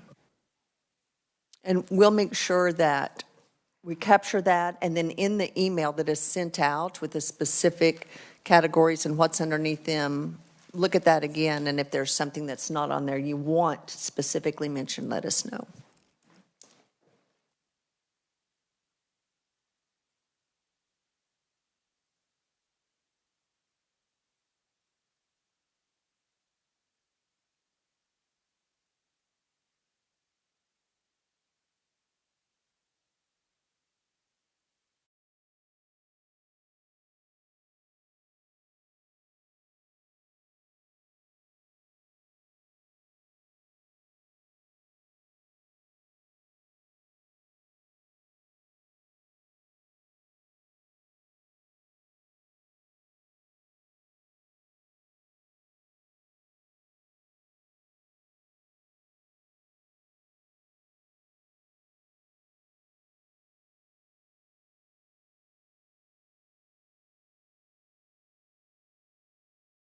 Senator Thompson. Thanks, Madam Chair. Do we have anything that falls under the category of enforcement?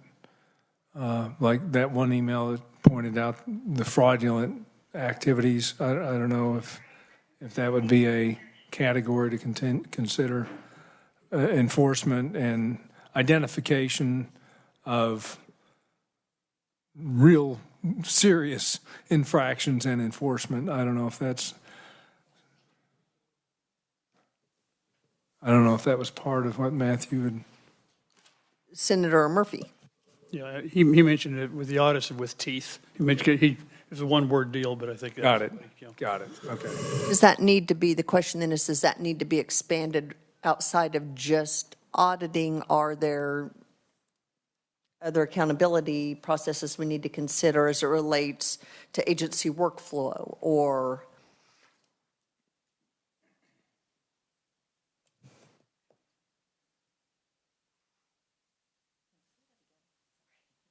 Yes, it's under item 4, which is auditing. But does that accountability need to be in place in some of these others? Or is that just an overarching, or do we need to specify what that might look like in, or state budget? We talked about how much we have in ending balance or zero-based budgeting. I mean, do we need to have some safeguards in that, or are we comfortable with just saying number 4, that's predominantly where that is going to lie? And just because we don't put it on here doesn't mean we can't do it. I'm just trying to capture, get as much direction as we can. Senator Alley. Well, as we've seen earlier this year, that if we don't put some type of penalty in there, and usually the agencies or the other groups don't respond unless it's taking care of their money. If you penalize them with some way for not doing their job, then they will correct it. But if you don't, they're not going to correct it. So I think you hadn't eat some teeth, and that teeth usually goes with what we only have up here, and that's the only thing we have is a budget process of money.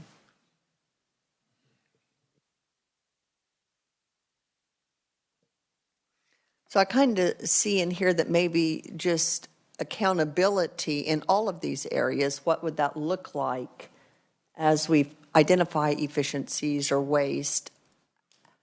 It's not enough just to identify it. We've talked about that before. What was the term someone used? Identify and rectify. I like that. We've got to identify it. We've got to rectify it. What does that rectify part look like? To me, that's the accountability, the teeth that we're talking about.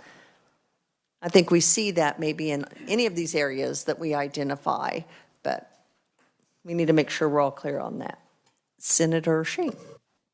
I guess I'll maybe think out loud just a little bit here. To go back real quick to thinking about the auditing portion versus zero-based budgeting, I see that maybe as two separate conversations as far as changing mandatory budget practices. Might be two individual things to section off. I guess when we think about accountability, I think that maybe there are some things that we could do where, similar to like a coma or a CORA violation, many times the quote unquote punishment is to be trained, right? And I'm wondering if that could be a provision where essentially, we tie in whatever the legislative expectations are as far as monitoring for waste and bloat or what have you, and come up with some very clear legislative guidelines, statutory guidelines that if they aren't followed, that maybe the quote unquote punishment is we're going to be trained on efficient and ethical spending of taxpayer funds or something along those lines. And that's something that's used as a training mechanism. I don't know that we can get completely into the realm of overriding executive authority for managing the agency personnel, but maybe we can create some sort of mechanism, thinking like a training type of deal that wouldn't be too different from what we would require for a governing body for CORA and COMA if there's a violation. To me, it's similar to like the federal government that we've seen in some of our agencies, that there's a corrective action plan, that they have to be taking steps to comply with the law or expectations. And then and then the last step is, okay, now there's got to be some type of penalty attached. The other thing I would like to maybe look at that we haven't talked about, but it's been on my mind some, is how to incentivize agencies to be efficient without having to be caught or audited. Or you create efficiencies, you bring that forward, we can replicate that across, it's a best practice across all agencies. I think there needs to be, for being proactive, not just we caught you. And I think that bears some discussion as well to incentivize the positive we want to see. So, Senator Alley. While you were speaking, I was reading 123, and on 123, they're saying we need to define sufficient or adequate funding for all agencies. And they basically were talking about perhaps school funding, of course. But I think if the school can come up with ways to save money, we shouldn't penalize them for that, but reward them somehow with that. An example would be in Arc City and Winfield, we're about 12 miles apart. They have their printing of their documents done by a third-party company, and it saved them $100,000 a year. So just by printing those documents, saved them $100,000 a year. We shouldn't penalize them for that. We should reward them that. But yet they not take that money away from them. But the definition on that one was sufficient and adequate funding needs to be defined.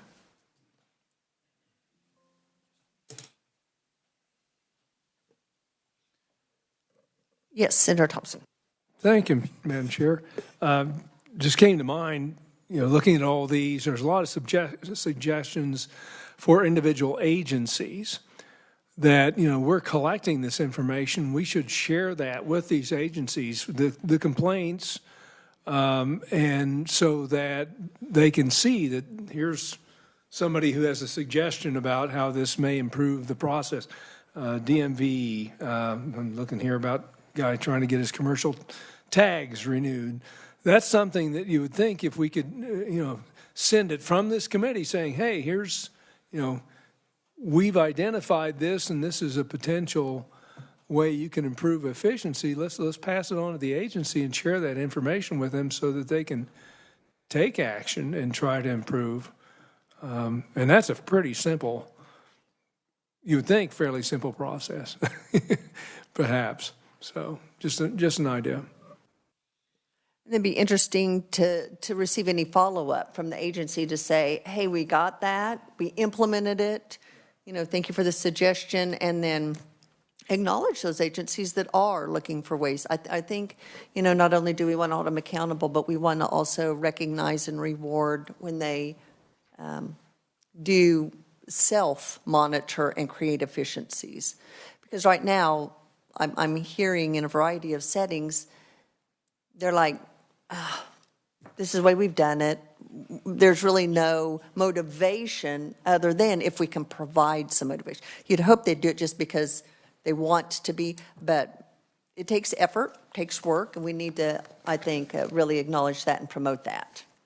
So, yes, Senator Thompson. Yeah, and I think if it came from this committee saying we've identified that, and then we have a follow-up process from this committee as part of the, hey, we've made this suggestion, what have you done? Give them a certain timeline to kind of hold them accountable, since that's what this committee is supposed to be. We're kind of in the morphing stage of this, but that would be a kind of an accountability factor that we can do. And to be honest, we could do the same thing. I'm seeing a lot of suggestions at county level that we could, and I don't know how you communicate with all 105 counties about some of this stuff, but that may be a process we could look at as well. I absolutely think that there's a lot of valuable information in here that we need to pass along. Just because it may not fit our committee's specific purposes, I think there's some value in saying, we see this, we will get it to the right entity that can hopefully make it better and address the concerns that were raised. So, agree. Did we miss any, did anyone find anything we need to clarify or that was missed in the broad categories that Matthew shared? Okay, good. And this is a work in progress. This isn't a one shot and we're done. So if you find things, after the fact, please let us know. So then I want to take those broad categories, and Matthew, apologize, you're probably going to have to repeat those for us a couple times. But I'd like to then say, okay, we're meeting once a month. I want to maximize our time in doing the legwork for session. Of those categories we've identified,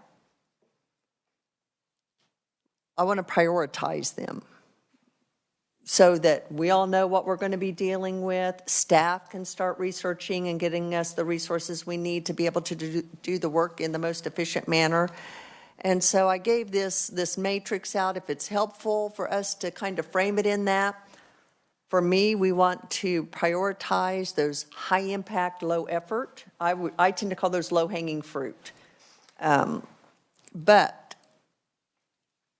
from kind of weighing our conversations this morning, these all received a substantial amount of conversation.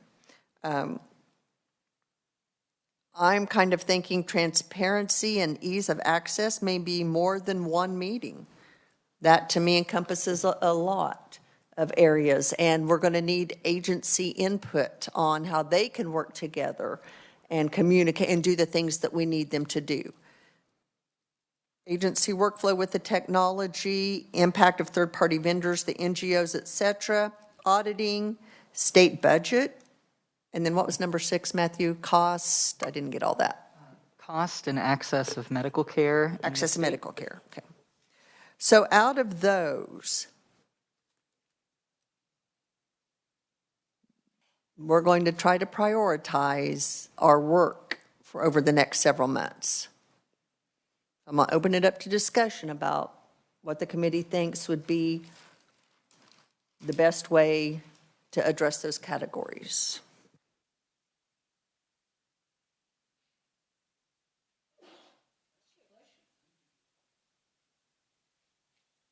I'm also going to tap staff, maybe knowing the scope of some of these and what it will require from agencies as far as input to weigh in as well. So if you're like, that one's going, we need at least 2 months, 3 months of prep time to get that one lined up for this committee, I need that input as well. Senator Thompson. Yeah, and perhaps we come up, use this list and come up with a specific small number of questions that we have for agencies, and then start having them come before us while we're out of session, so we can start asking them questions with regard to efficiencies.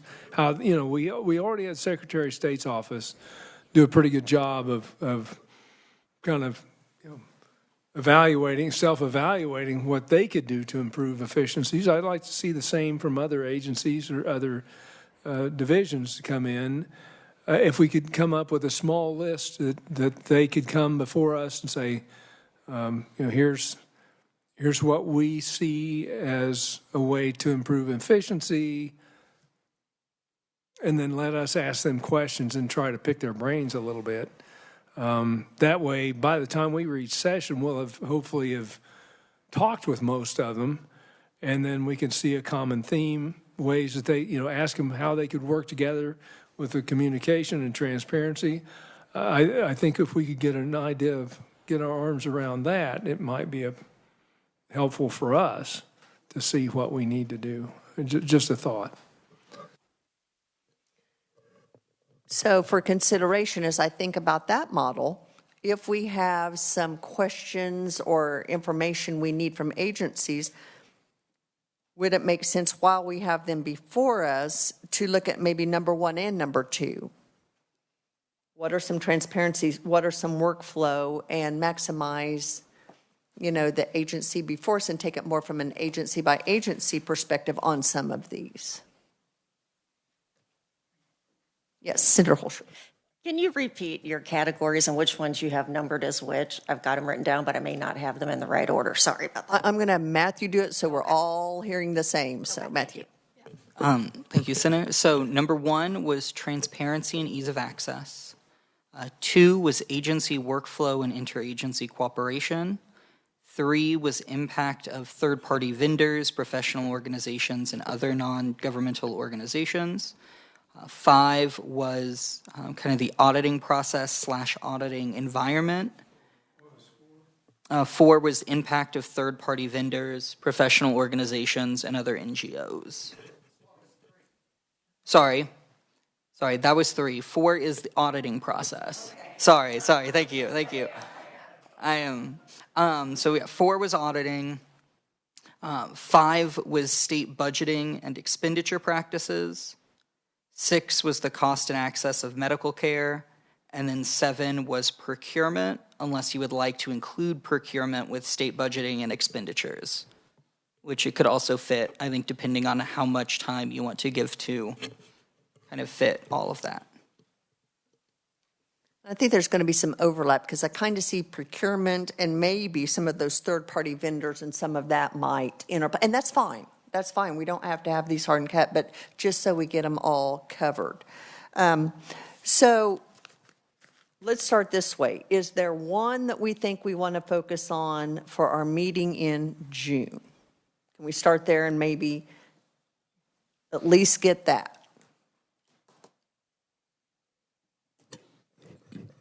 Madam Chair, Yes. I guess I would suggest thinking about our constituents, and maybe we focus on interagency cooperation, because we're thinking at that point, taking an intentional look of asking the question of how do we get the government to work better for our constituents. So I would propose that maybe that'd be a good first bite to take. I tend to agree. Simply from if we look at some of these, there's going to be separate conversations and planning around the budget process. So we can kind of wait and see how that shakes out. Some of these, like healthcare, I think some of those are going to be dependent on what happens at the federal level. So what's one that we can really start laying the groundwork that makes sense to me? And if we know some of those, to me, that might drive some of the auditing conversation that we need to have around, okay, this is obviously a gap as we're listening to these agencies. We need to dig in. And so I tend to, at first blush, agree. Senator Holscher. Yeah, I was going to indicate as well that I think, the best we can do is take that customer-focused approach in terms of our constituents and voters and what makes it easier for them. So yeah, I would agree that workflow and intercommunication is important. And then, I'm looking at then a real close second to that, cost and access of medical care. And you're right, while there may be changes on the federal level, it sounds like there's still a lot of things we can do in terms of access, waiting times, when people are calling to certain departments, amount of and volume of paperwork that's required by potential applicants. So it does feel like there are several things we can do in that regard in terms of access to child care or to medical care.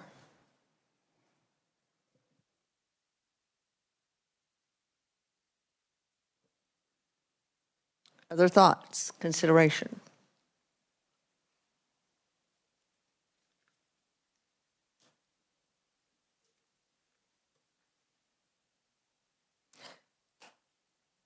From there, I might suggest starting to dig into the procurement process, how that works. After that, that might shed some light. I agree. Let's focus on what we can do most immediately to help address the concerns that our constituents submitted to us. And that's I agree, some of the agency workflow and getting that alleviated, and then we can start working from there. So I would suggest the procurement process, and that may bleed over into third-party vendors and all of that as our third area. Does that? And I think that gives us enough, maybe at that point, we can adjust. I have no idea how much time all of these are going to need. We won't know until we start digging in, but at least that gives us some direction, some ways to start thinking and communicating with our constituents. Matthew, does that seem doable and David, from a staff perspective? Madam Chair, I would say generally yes. I mean, I think it's going to somewhat depend on kind of how you want to approach it and kind of which agencies you're thinking about first, as far as kind of informing the questions and everything like that. But I mean, I think your flow of topics and everything makes sense, and I mean, I think is very doable. I think it's kind of as we dig into it that will be more of those nuanced questions of who or what could be done at this meeting versus kind of the next meeting, et cetera.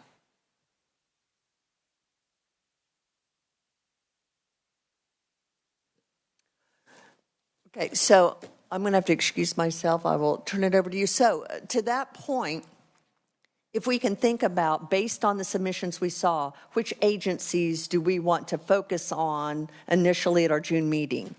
So I'm going to turn it over to the Vice Chair. What agencies do we want to prioritize based on our submissions? And then maybe start thinking about what questions we want them to address. And then I apologize. I'll be right back.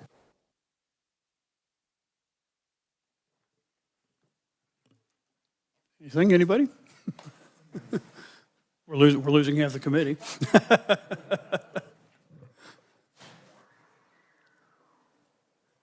Did you have something? Sure, yeah, sure, Mr. Go ahead. Chair.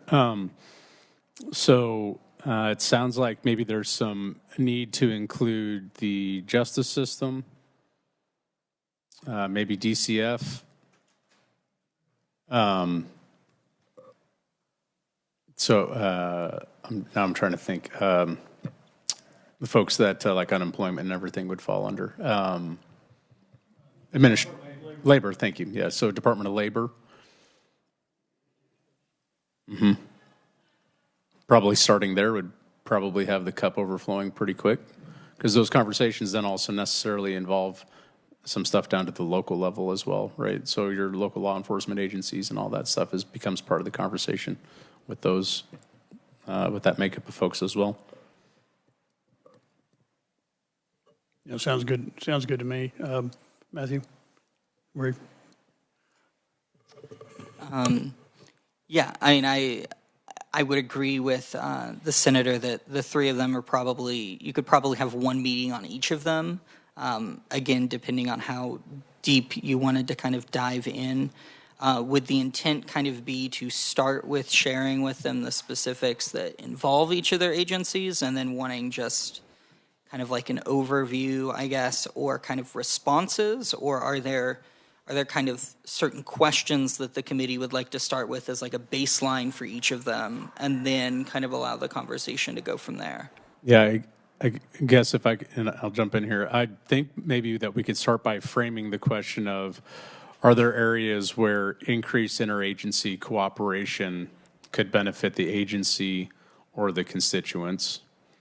And the second question would be, is there a statutory barrier that prevents that interagency cooperation?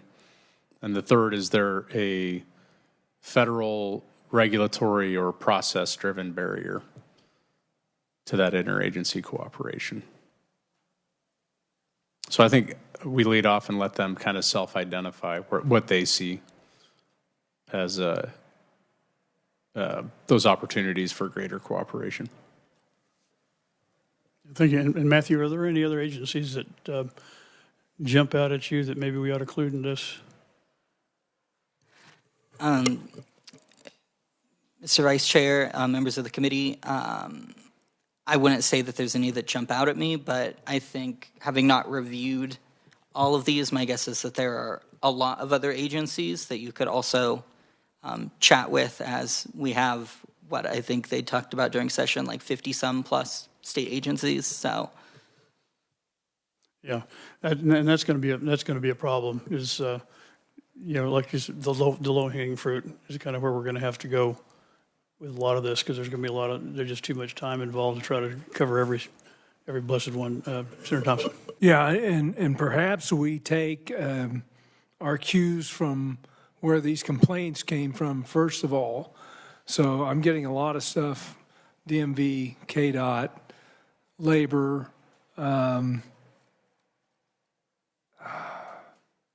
places like that, where we could, start sharing, that way we've got these guys before us, and we could even perhaps share some of these with them prior to their coming to us, so that they have a chance to review these issues, and we can talk to them about it rather than having them feel like they're being ambushed. Right, and sometimes one thing leads to another. Sometimes it might sort of open some up and say, oh, well, we need to talk to somebody else.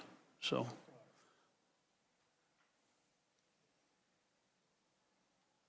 as Chair Erickson mentioned, and Senator Billingen and I kind of mentioned it at lunch, the idea of a carrot rather than stick approach.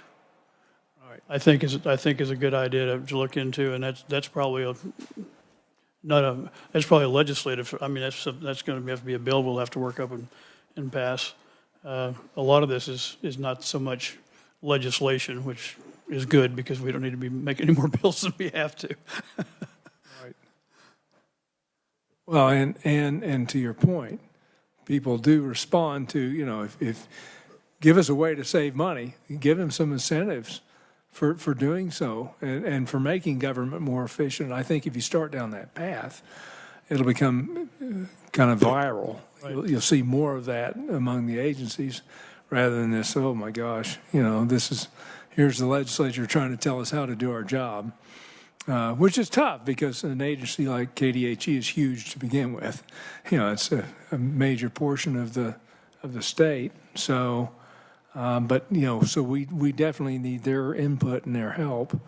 We just have to figure out how to incentivize that sort of activity, I think. I did research, and Texas is, I think, the only state I found that actually has an incentive program to reward state employees for finding savings.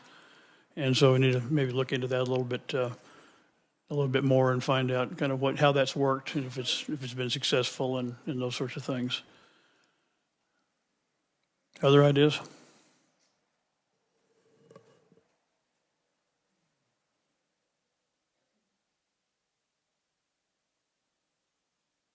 I feel like we're on a good start. I think we've got ourselves some good information that we can really. I mean, we could probably meet once a week, and not cover all this. But I think once we get have Matthew distill the notes from this meeting and have time to sit and reflect on it rather than be under the pressure of time here in the committee, maybe we can have a better sense coming back or share amongst the committee ideas on where to start focusing, before the next meeting. How, because even with the priorities that we've set, they're still pretty broad. Oh, yeah. Yeah, pretty broad. So.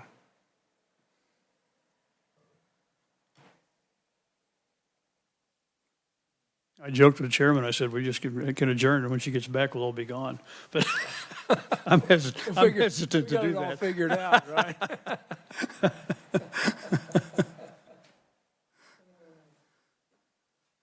We can just stand at ease here for a little bit and take a little break. Yeah.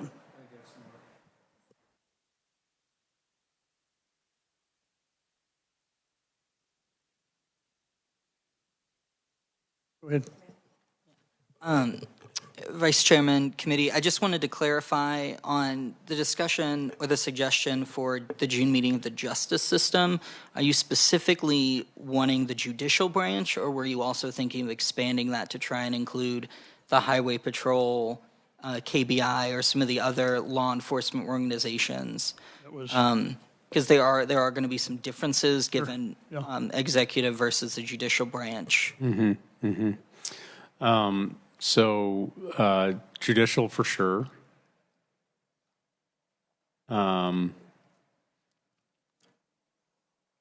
Probably,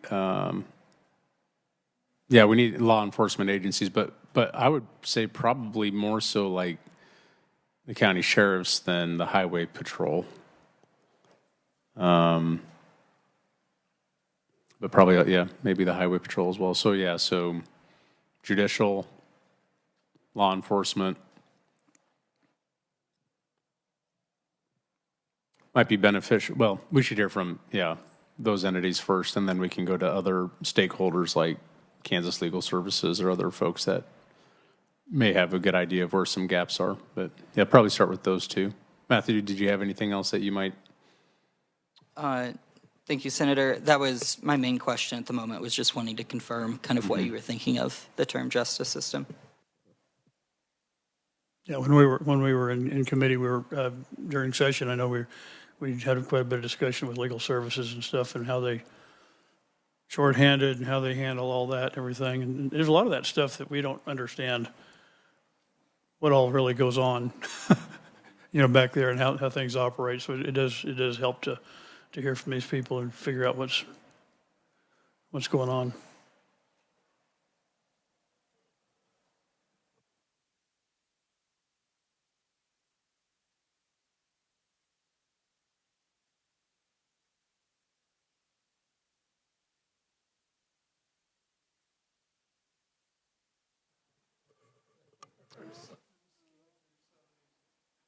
Well, and I guess if I may, for kind of one further, is the more I think about it and kind of hear the committee fleshing it out, my guess is that each of the three organizations you've mentioned, or kind of the three, would each easily be a day by the time you want to dig into kind of more of how some of these things function. So would your thoughts kind of be in an order, as the agenda was getting fleshed out, of that kind of the justice system kind of first, and then possibly DCF, and then labor, if they were each going to be an own day? Or would you shake up that order a little differently? And when you, if it would flesh out that it needed to be more than one meeting. so when you say a day, are you talking about like a full day like today? Yes. Okay. Yeah. I mean, again, I think it depends on how deep you want to go, but if the idea is wanting to try and really work on understanding some of the processes needed to then have some of these discussions, I think you could find yourself definitely spending a full day with each of these entities, because you're likely going to get into kind of some complexity and nuance that is going to take a little bit. Yeah, I think that, in my view, hopefully the agencies come with their ideas of some clear gaps. I think this is a collaborative conversation where they're all three in the same. We'll just say the three that we've identified are all three in the same, and maybe each one spends a half an hour identifying, what it is that they see as the biggest opportunities. And I guess in my view, we need to be hyper-focused on things where there's a legislative remedy or a statutory remedy and targeting the conversation there. So I would think that we could start off with the day. If we get too deep into the weeds, then I think we're going to end up missing the boat. So, yeah, we can't, I don't think we need to set ourselves up to get into the weeds. I think we start with the day, and it could be that we say, hey, you know what, at our next one, we need to bring the same three back, and we're going to focus in on these particular things that we identified in our conversation from the first meeting. It's be kind of where my mind goes. I think that makes more sense to try to, when we set this up, have them, let them know, okay, here's what we're looking for, here's what we're doing, and let them come with some of their own ideas, and kind of get started that way, rather than have a full blown, get into the nooks and crannies, so to speak. But to kind of cover some stuff, like I said, we're looking for things that we can do, we can have an effect on. And so I think there's the sorts of things that we kind of get started on. And like you said, we could probably even have three agencies in one, well, not all together, but at the same time, and then move right on through it. And then we can, if we think we've uncovered something, we can get more technical and deeper into it. Absolutely. That would be my... Yeah, and I agree with both of you. Very focused, because I don't want the agency come and tell us why they can't do something. I want them to come with ideas, and I think that needs to be our big focus. What can you come to us and tell us? How can you improve efficiencies? Have all three agencies here at the same time, and stay at the same time, so that if we do need to call have a crosstalk between those agencies, see just kind of a loose collaboration there. It may give us ideas that we haven't even thought of, to see how, are they butting heads, or are they open to conversations and transparency? Yeah, we're still looking for information here. We're not at the point of going, we're dragging you out and with a rubber hose. And to your point, Mr. Vice Chair, the less legislation, the better. This is more about setting parameters for efficiency without us having to tell them how to do it. But if we can identify it, and then this committee can be a kind of a transparency committee, then I think that's part of the process of doing our job. So. Well, and I see it kind of like, during session when, the Secretary of State's office came to us with ideas to make things more efficient. That's sort of what we're looking for. And I do think this first conversation is probably going to dovetail into a data accessibility conversation, right? So I actually think that two of these are going to end up being somewhat related to each other, just because all of the information systems and all of that many times exist in silos. And so I think it's going to end up, there'll be a functional barrier, not necessarily a statutory barrier. So. It's sort of like that conversation we had earlier about, each agency has its own website. It's like they're siloed off instead of having some access between agencies. For example, the Department of Commerce, we've been asking, they have a kind of a way to look at the various commerce incentives that have been awarded, but that thing still needs an awful lot of work. What kind of things can these agencies do to improve transparency to the public on their websites? Or can we get one uniform looking website so that, you go to the AG's website, it looks different from the Department of Health. It's like, how did we come up with all this stuff? So just out of curiosity, I just typed in state of Oklahoma, just for someone right next to us. And when you go to that, you click, there's up in the upper right-hand corner, it says state agencies. It's just a link right there. Simple as that. Yeah. So, yeah.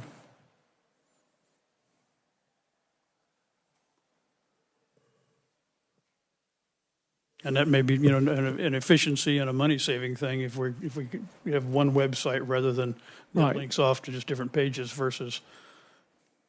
15 different webmasters. Or 50, or 56 or whatever. Yeah. And costs could be probably whittled down quite a bit. You know, yeah, it's a lot of work, but once you get the base website, On one time. managing it becomes much simpler. Good ideas. See, we're solving problems. We'll be done by the time the chair gets back.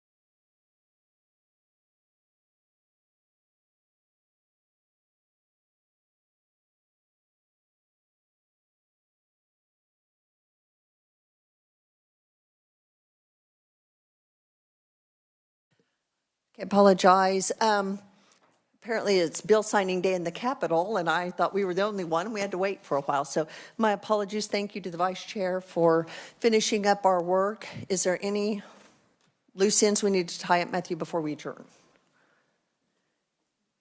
Okay, I want to thank everyone who submitted entries to the portal for us to go through. We truly appreciate it. We value your input. We do take it seriously. Committee, if you want to, you have access to all of that. If you go through those and see anything else, please let us know. We have a plan for going forward. We will be sending out notes from this meeting and a tentative agenda and dates and information for our next meeting. Are there any questions or anything for the good of the whole? Thank you so much. We are adjourned.